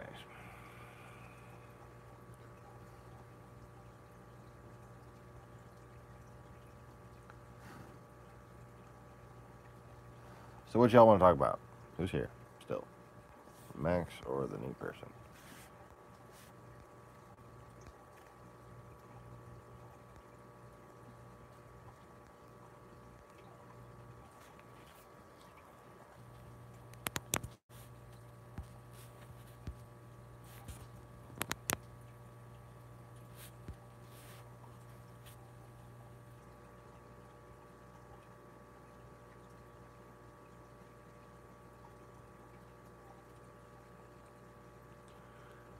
I was just wondering what time it was. And then I realized. I don't even know what day it is. It's Saturday, right? Saturday morning. Or is it?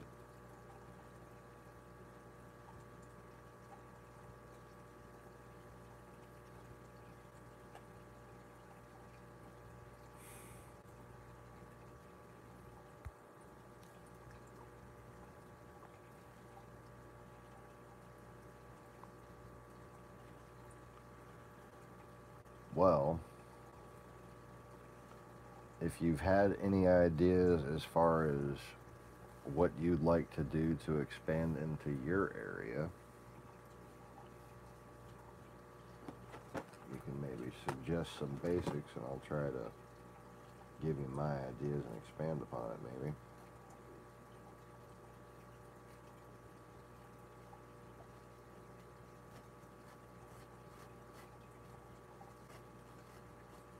But there's a way that you and Mr. Conway could oversee some subtle things that would make big differences in the way how things play out. And one of those things, as far as playing out goes, is this stupid shit with the border of Ireland.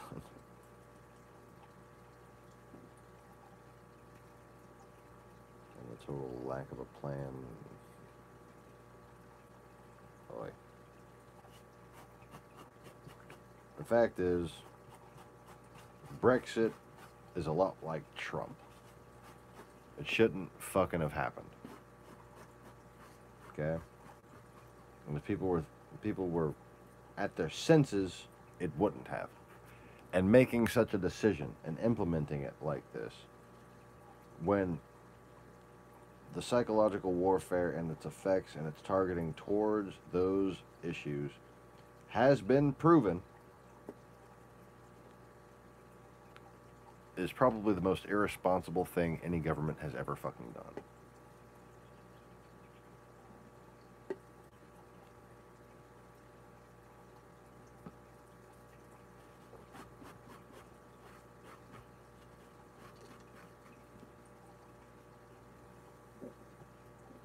To tear up an alliance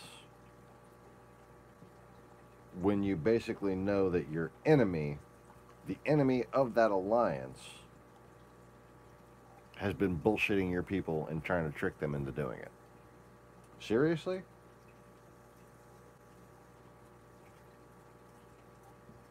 It's actually dumber than electing Trump. Brexit is dumber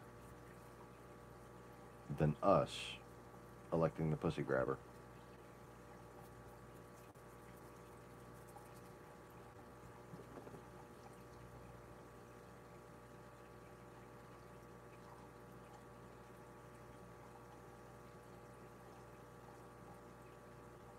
Now, if Trump managed to back us out of NATO,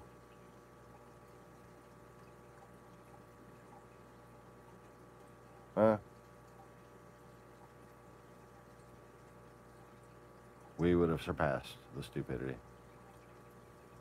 But that act right there, that single act, is as stupid as Britain leaving the EU.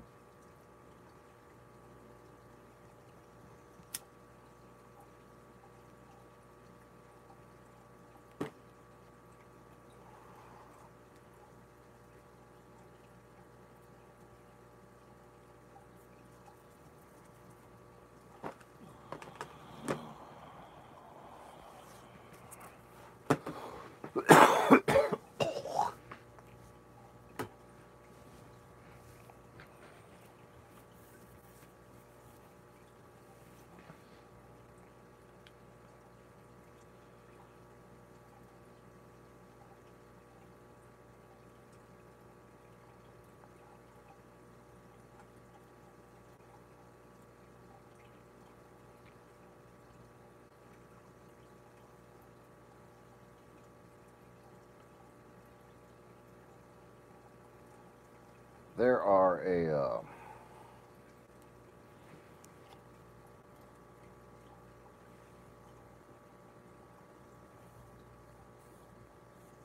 so you can hear the background noise and everything okay this time?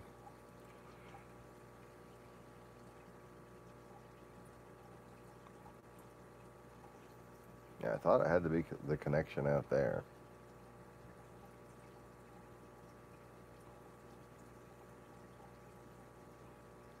When they do that line tapping, it's more of a mass gathering thing, so just reconnecting could probably help.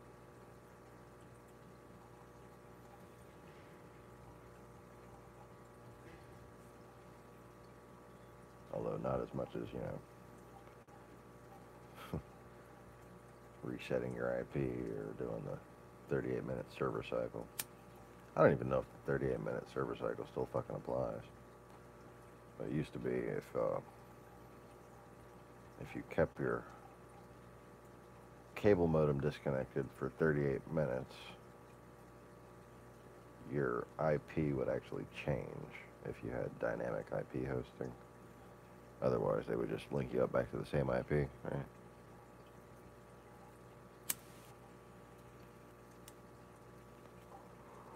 So 38 minutes of disconnect causes a server-side reset.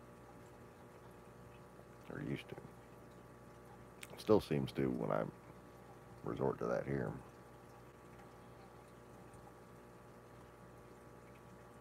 Anyways.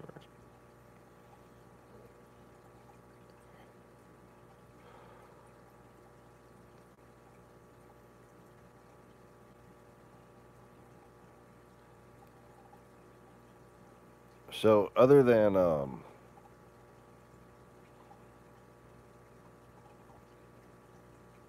don't know, planning out some cool aquaponics sort of display type facilities, like a informational tourist type park.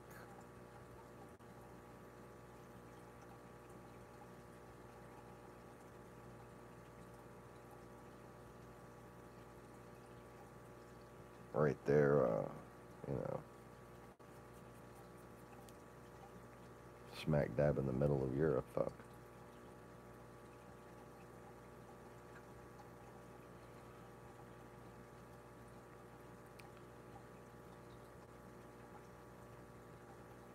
There is the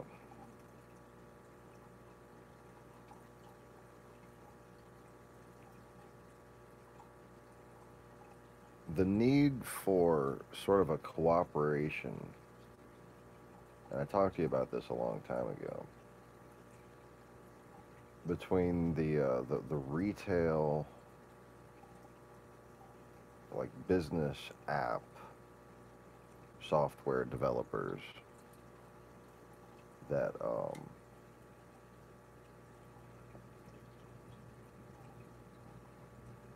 that are based out there.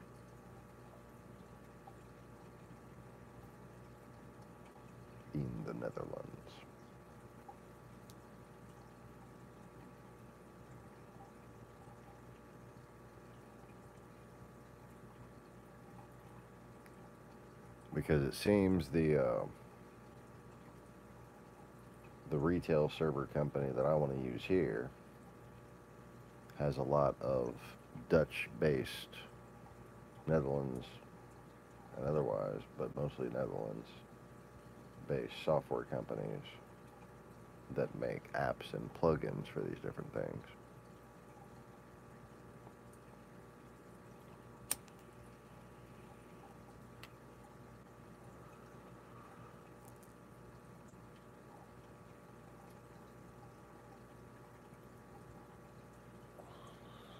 Max, you still there?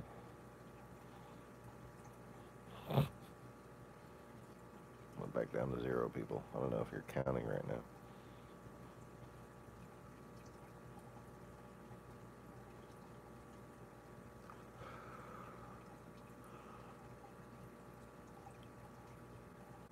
Oh, and I'm back up to 1.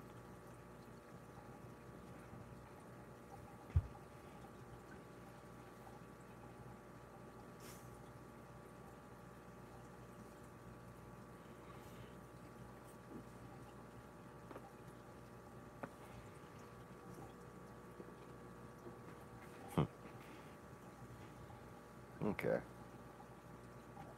So our new person is still here too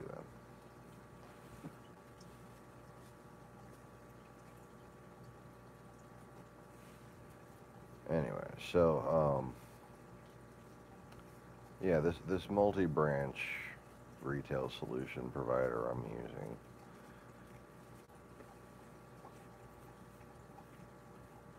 a lot of the internet plugins, you know, like the ones that help you get search results and everything else,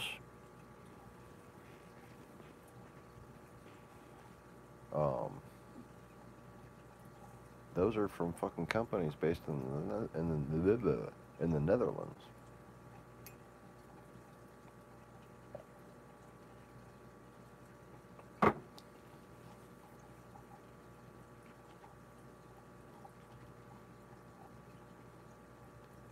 And I'm just wondering, like, what overall is the reputation of those type of companies out there, you know?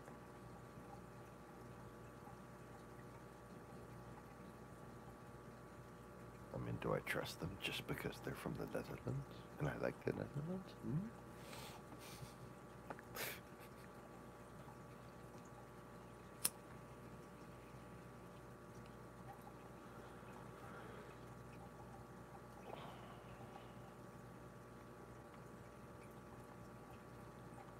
But one of these little services, they offer to make you an app for your store.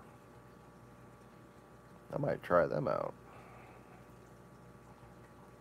And that way I can focus my app development team on, like, the easy shit. And when it comes to the things that plug the inventory in and everything like that, like the sales apps and everything like that,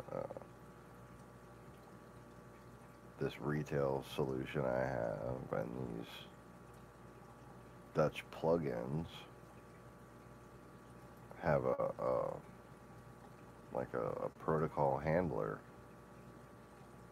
that just automatically does all that. And not only is your inventory just online as soon as it's in inventory, but as soon as somebody buys it in the store, it's out of inventory online. As soon as somebody buys it online, it gets taken out of inventory in the store. That's cool.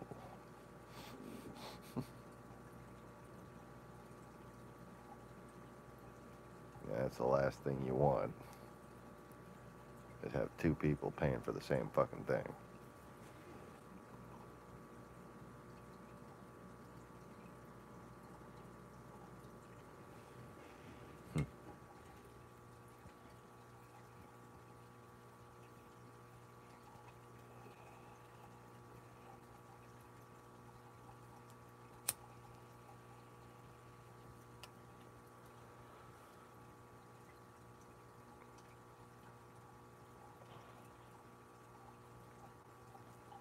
What I'll probably do is after I've decided on one to try first, I'll just get you to, I don't know, investigate them.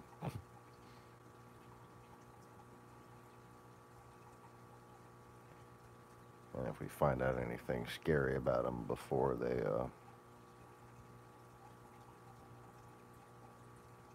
I get good results from them, I'll try something else.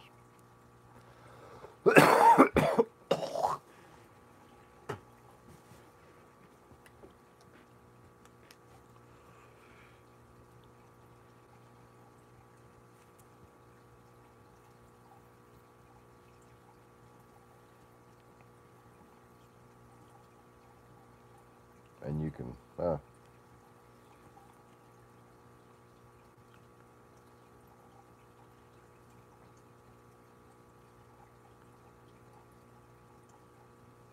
I got to talk to lawyers and everything about this, but once I arrange travel and a big meeting for all the co-owners, what I'm hoping is that you'll be able to represent us in person to these companies. And I'll more than likely put it on a salaried position.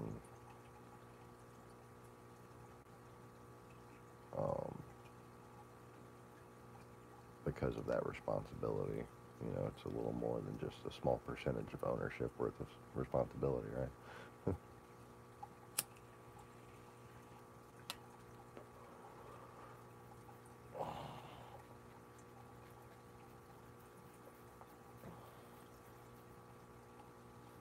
But it'll be more of like a liaisonary runner type thing.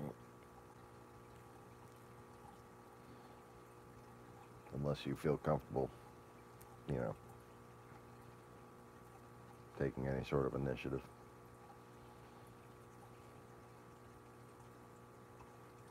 I just,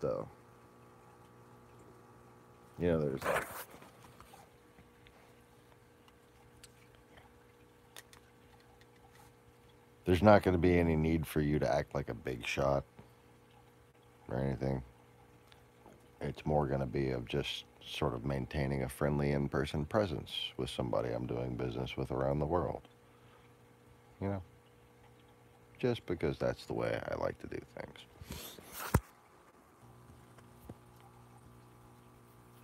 And I'd pay good money for that.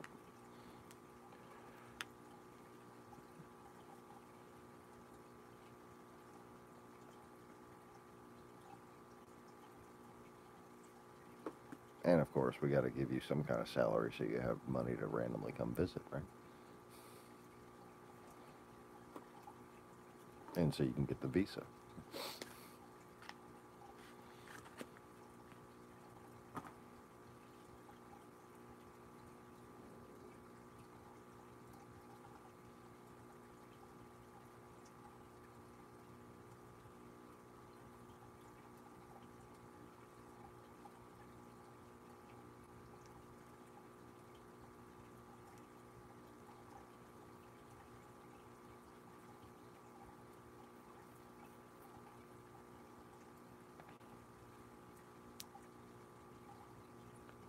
And then, is that Conway? Mr. Conway? Are you here?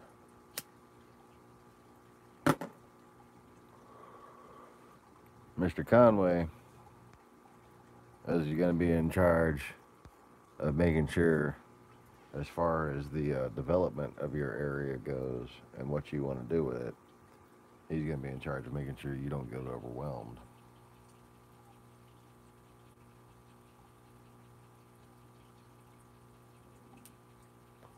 Because, he's Irish. If he gets overwhelmed, he'll just fucking do a shot of whiskey.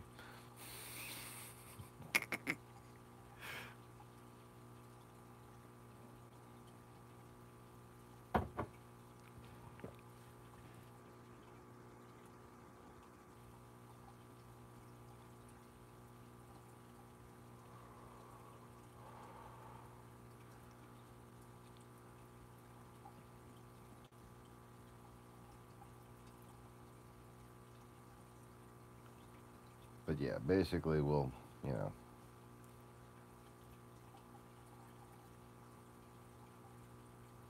we'll use each other's presence in the various countries that we're in to help establish these business relationships and further them.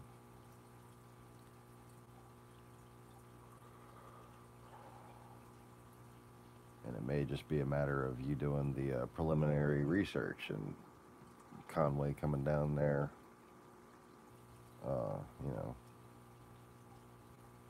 I think he can take a ferry and a tunnel, right?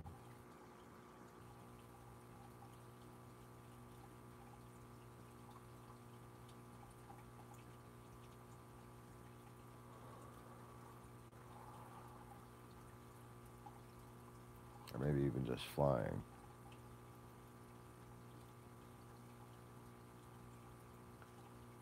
But, you know, should Brexit actually happen, especially, um, you would basically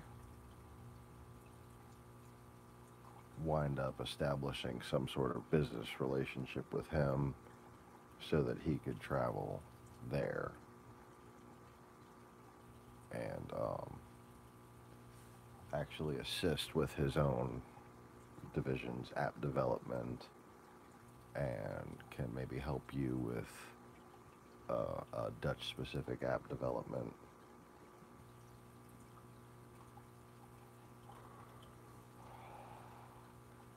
And you know, how many languages do you think you could help get them to, you know, customize to? I don't like just simply retranslating. I like customizing an app too. Like, do you think you could, like, you don't even have to know German and French, but if you could be the one to coordinate the transition to German and French in a way that, you know, simple translation couldn't. You know, direct translation just sucks a lot of times, and there's a lot of things that somebody who doesn't actually speak the language from the area can miss, and then it fucking just sounds stupid or cheesy.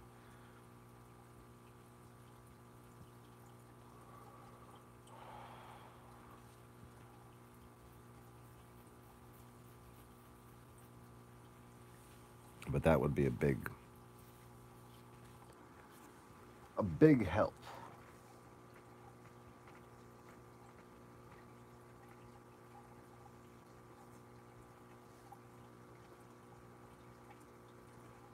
And like, you could just have one friend that speaks German and one friend that speaks French, and that would be enough to fucking handle this.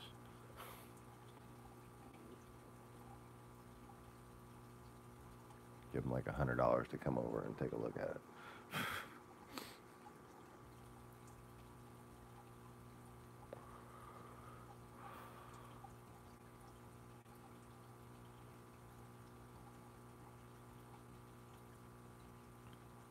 Or possibly wind up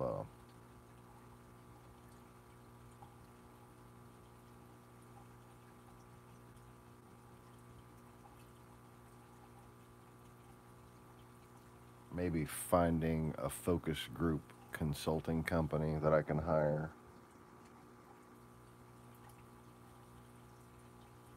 and we can have a pool of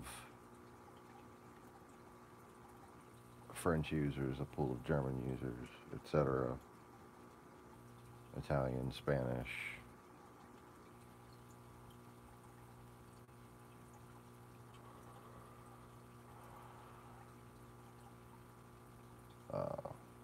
Serbian, Russian, Ukrainian.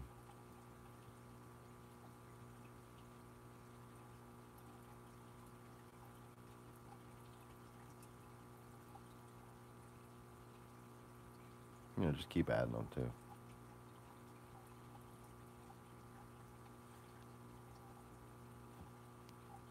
Like, it'd be like handle the big economies, right? And then just, you know, what language do we want to add next, kind of. You get to decide what language we add next. That's all.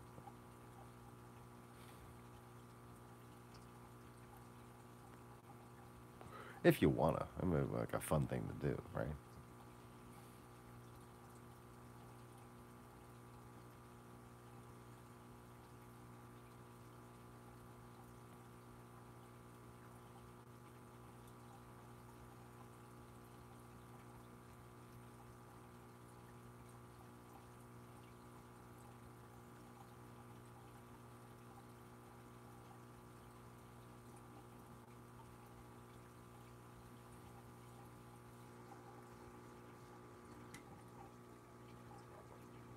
And see what it'll be is like this little app company there, out there in the Netherlands. They kind of package apps and they custom tailor apps, and you can like make an app for your customers and you can make an app for yourself, and they'll just keep making the apps for you according to your specifications. They can plug in with your inventory, or they can basically do whatever the fuck you want. And what we could do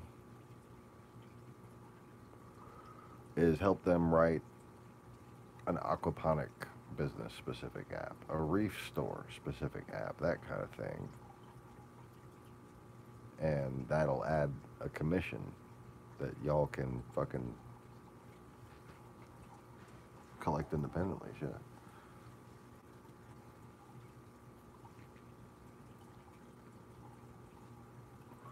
Like basically the project manager of that gets to put their name on it.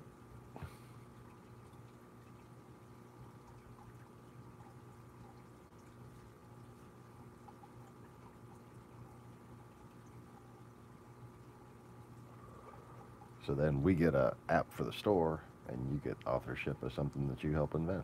You know, win-win.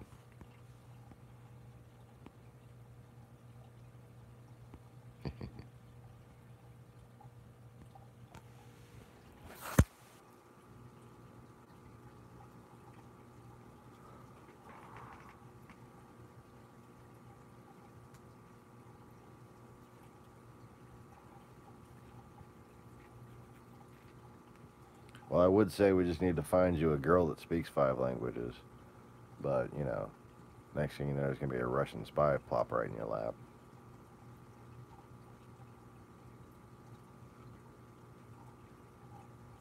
Hello, my name is Rose.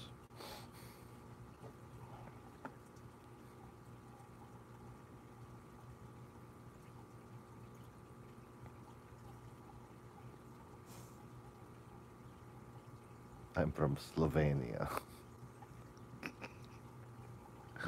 Oh, Slovenia.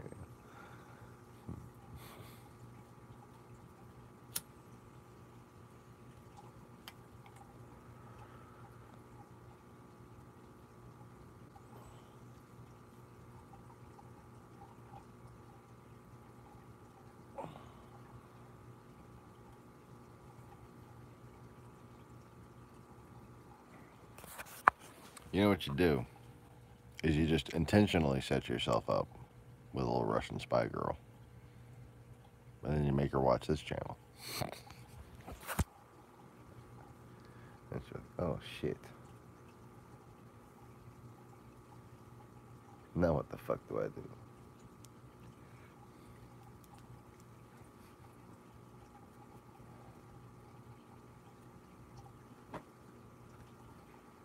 I thought you were the good guy.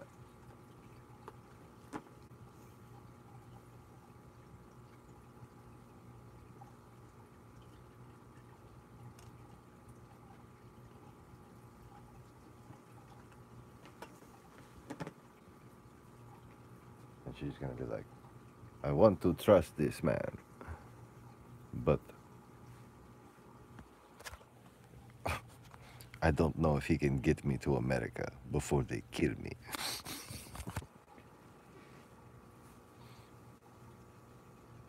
I don't know why, but whenever I try to impersonate a Russian woman, I always just sound like Dracula. Uh,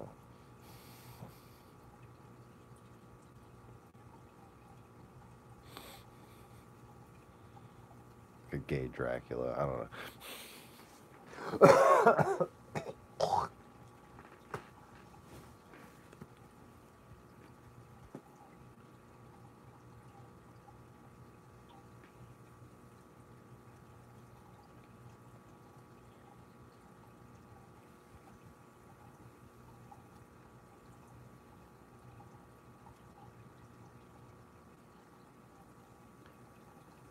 Anyways, so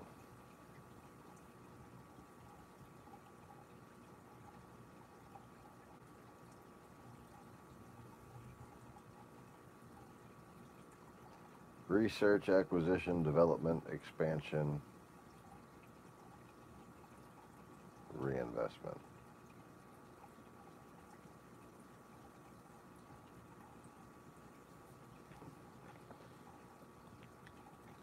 So we're going to get some good experience with the whole app thing before we launch our own app platform, you know.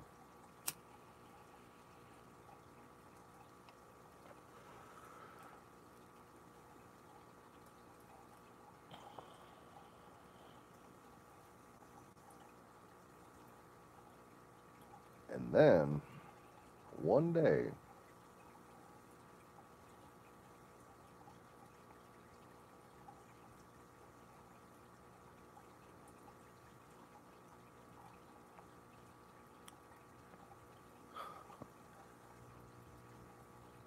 we're all going to be using the same cell phones that we helped make.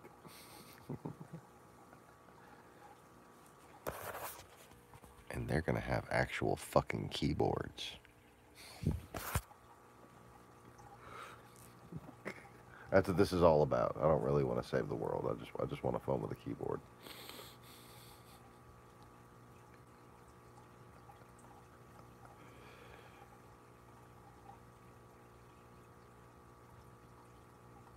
I'm not trying to move out the trailer, fix my teeth, get my dogs to the vet, put AC in my car, put my kids through college.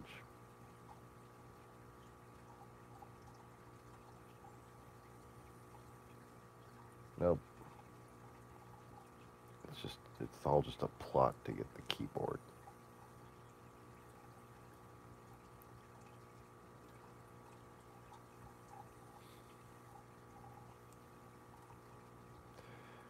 I have this running gag with myself.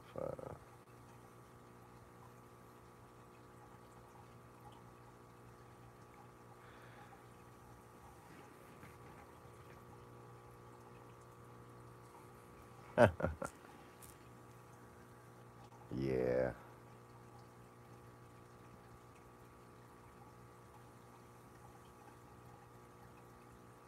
And like, dude, whoever needed their phones to be this thin? Oh, it's so thin. Oh, mine's thinner. Oh. Like, I get arthritis trying to hold this fucking thing. Like, my hand is shaped like this right now. Why can't it be shaped like that? I wouldn't mind a big, thick fucking phone that actually felt like a phone. Doesn't have to be heavy. Be a little more bulky.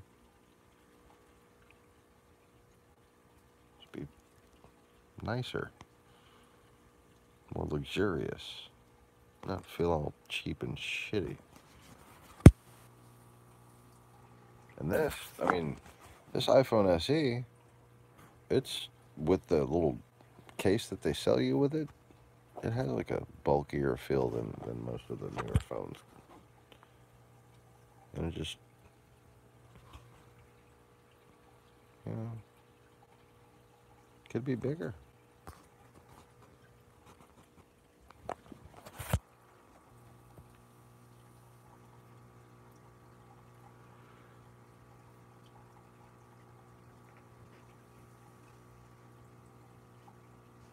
People like the big wide screen. And if you go really, really fucking wide, then you need thin because you gotta slide it in with all kinds of other shit in your purse, you know, whatever. That's a woman's phone.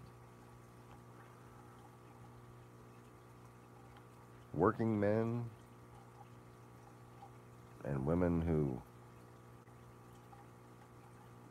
just, for one reason or another, don't need the damn big screen.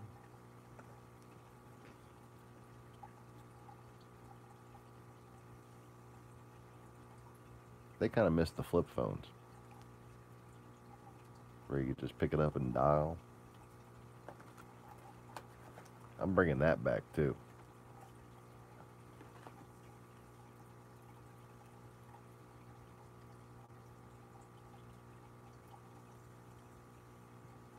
I'm not talking about one bulky unit. I'm talking about options. It just all plugs in from the side and underneath in different ways and shit that I'm not going to tell you about. Not on here. When everybody sees it, they'll be like, oh, why didn't I fucking think of that? That's the idea.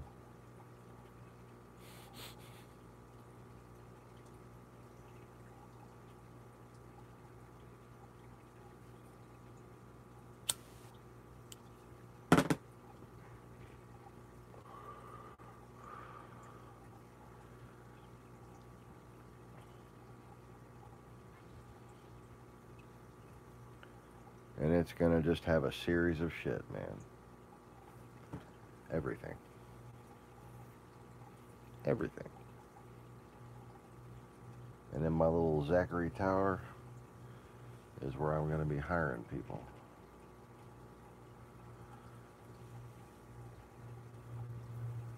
To design all the individual components.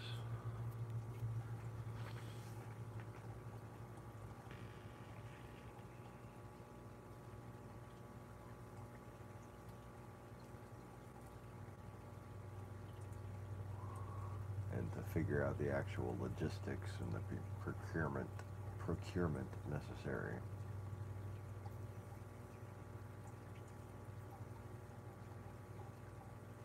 for equipment and materials.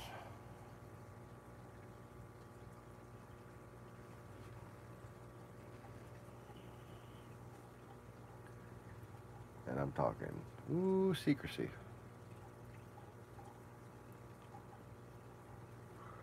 We won't be having any more of these broadcasts. We're going to have some other fun broadcasts. We're going to have multiple fucking channels, in fact. But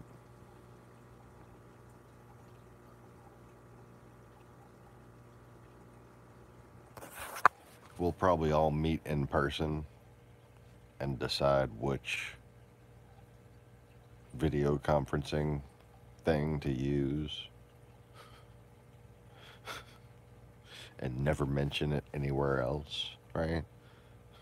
And that way we can have fucking like nightly meetings, whatever.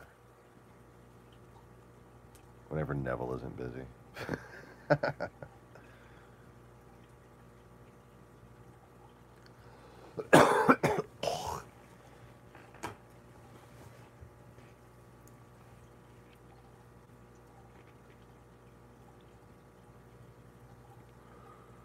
But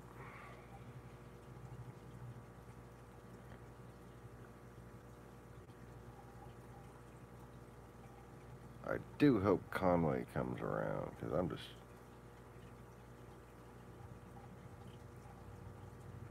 Oh, I can't sleep right now.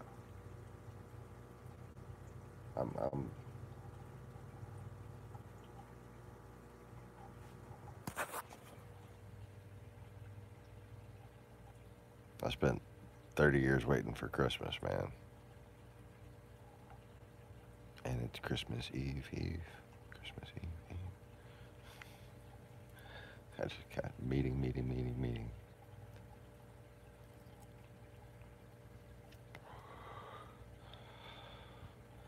Where I'll be asking for money.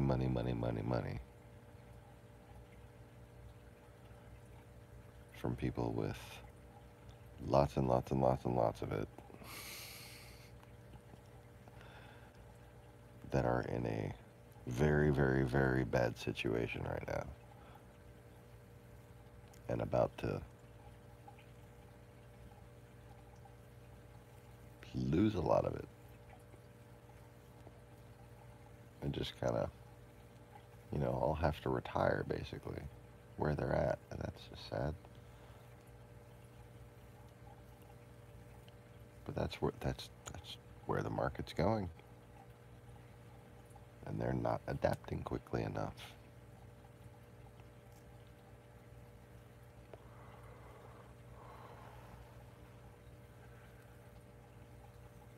I've got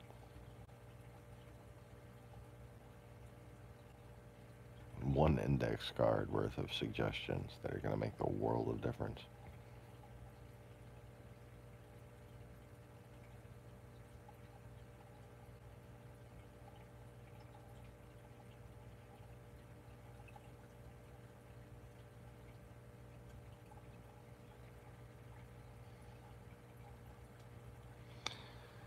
Anyways,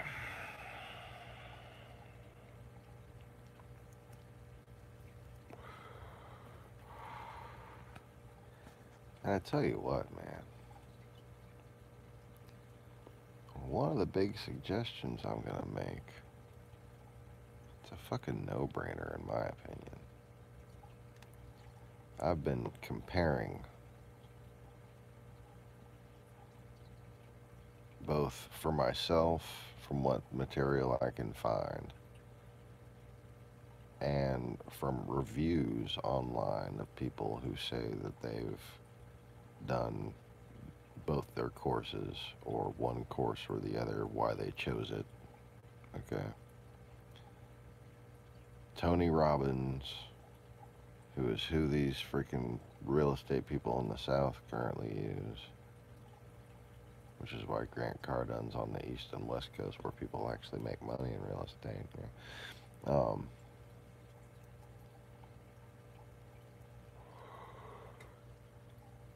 And Grant Cardone, yeah. This Tony Robbins guy, he's more of like a personal motivational type speaker. Whereas Grant Cardone teaches people how to close a sale, so you can make money. And you're paying for these people to take the courses, and you're asking people to pay to take these courses. And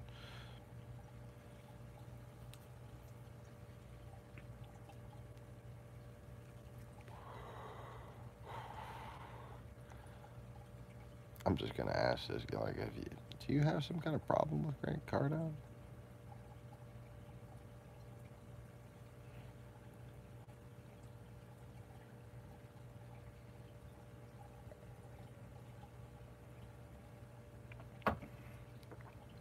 Because the one guy, he makes all the operational decisions. The other people are all basically just money people.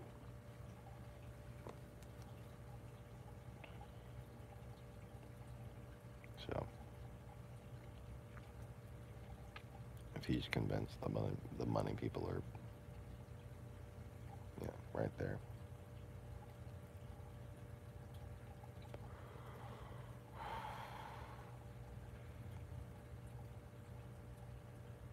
And then let the merging begin.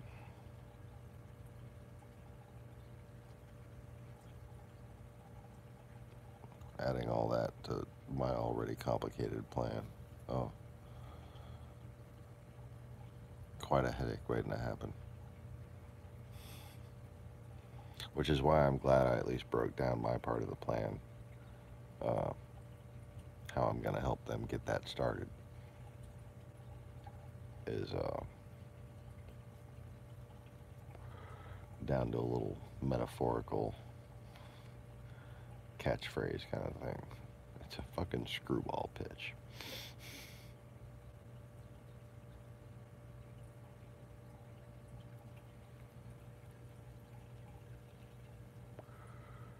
So anyways, well, I guess as Maximo's heading out, I'm going to go ahead and head out. And being as it's Friday night after Conway just had a very long week. He's probably either plastered or passed out. So, there's no point in waiting around for him this go around.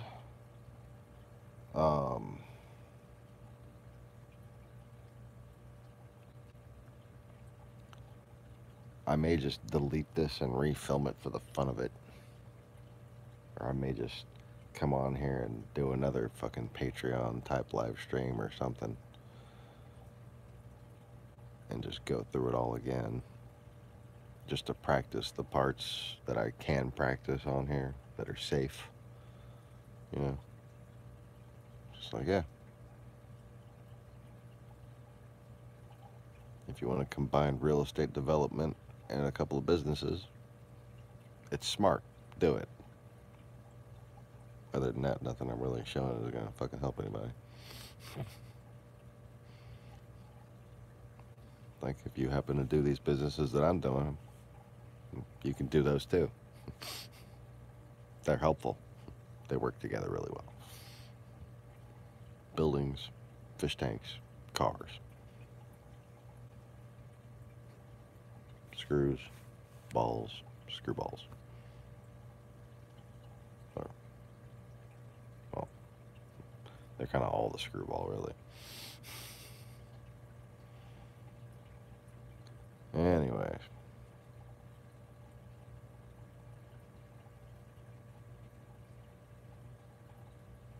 I'm just looking over at my fucking designs. I'm just so anxious to get started.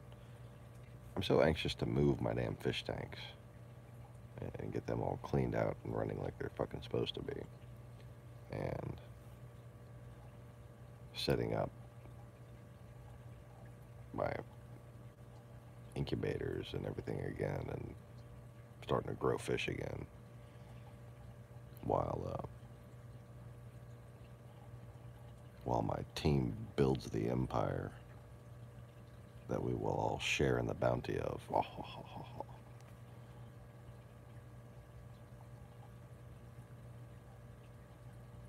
And you know, just like what I was saying earlier about not everybody wants to be a manager, not everybody wants to be a business owner. When planning out something like this, and this is something I've had to keep in mind very strictly, you know, force myself to reckon with consciously. Your role in whatever you plan needs to be limited to one thing, okay? You can say, I'm going to hire someone to do this. That's my idea. I'm going to hire someone to do that. That's my idea. But you are going to focus on one of your ideas. That's going to help all the other ones get started, basically. Until you get to the point where you can hire someone else to do that. Sammy? Now, what I'm going to do for this whole 3-year period is breed fish. And we're going to be doing it on this channel. And that's going to include construction of the whole facility, minus the parts that I don't feel comfortable with you seeing right away. And our move into the new house, the reset up of the breeding operation, and it should all be pretty exciting. And as we get there, we're going to transfer those activities from this registration to another channel with the same name. Basically, I'm gonna swap names, but the location of this channel will be the same. You know, all these videos, they don't let you move videos around, so this might go back to being the Lost Begotten. The Sean Morris channel might go back to being the Sean Morris channel, and then Easy Reefers will be under the fucking email where it belongs. instead of here at the Lost Begotten channel. The artist formerly known as Prince or something, whatever. Anyways, that is all for now. I'm going to get back to educating myself on all the latest tips and tricks that you can find for real estate hustling, because I'm enjoying this. And anything that you can do to help you visualize the process while you're planning an endeavor. It's good to just keep pounding your brain with it, just until it becomes second nature to you, to be able to talk about it and discuss it. And then do your revenue projections, get it down to 3 years. Go find yourself some money people, because money people always want to make more money. You talk business, they be like, this guy thinks he's got a great idea. But you say, I got an okay idea, and I got a bunch of real estate plans to back it up. They're like, oh, do go on, monsieur. I would like to hear more. And I don't know what accent they'll be speaking in, but it sounded kind of weird to me, so I don't know if you should take their money. And go on to the next person who sounds a lot more normal than that, and then let them invest in your company. And don't forget to click the like button and subscribe.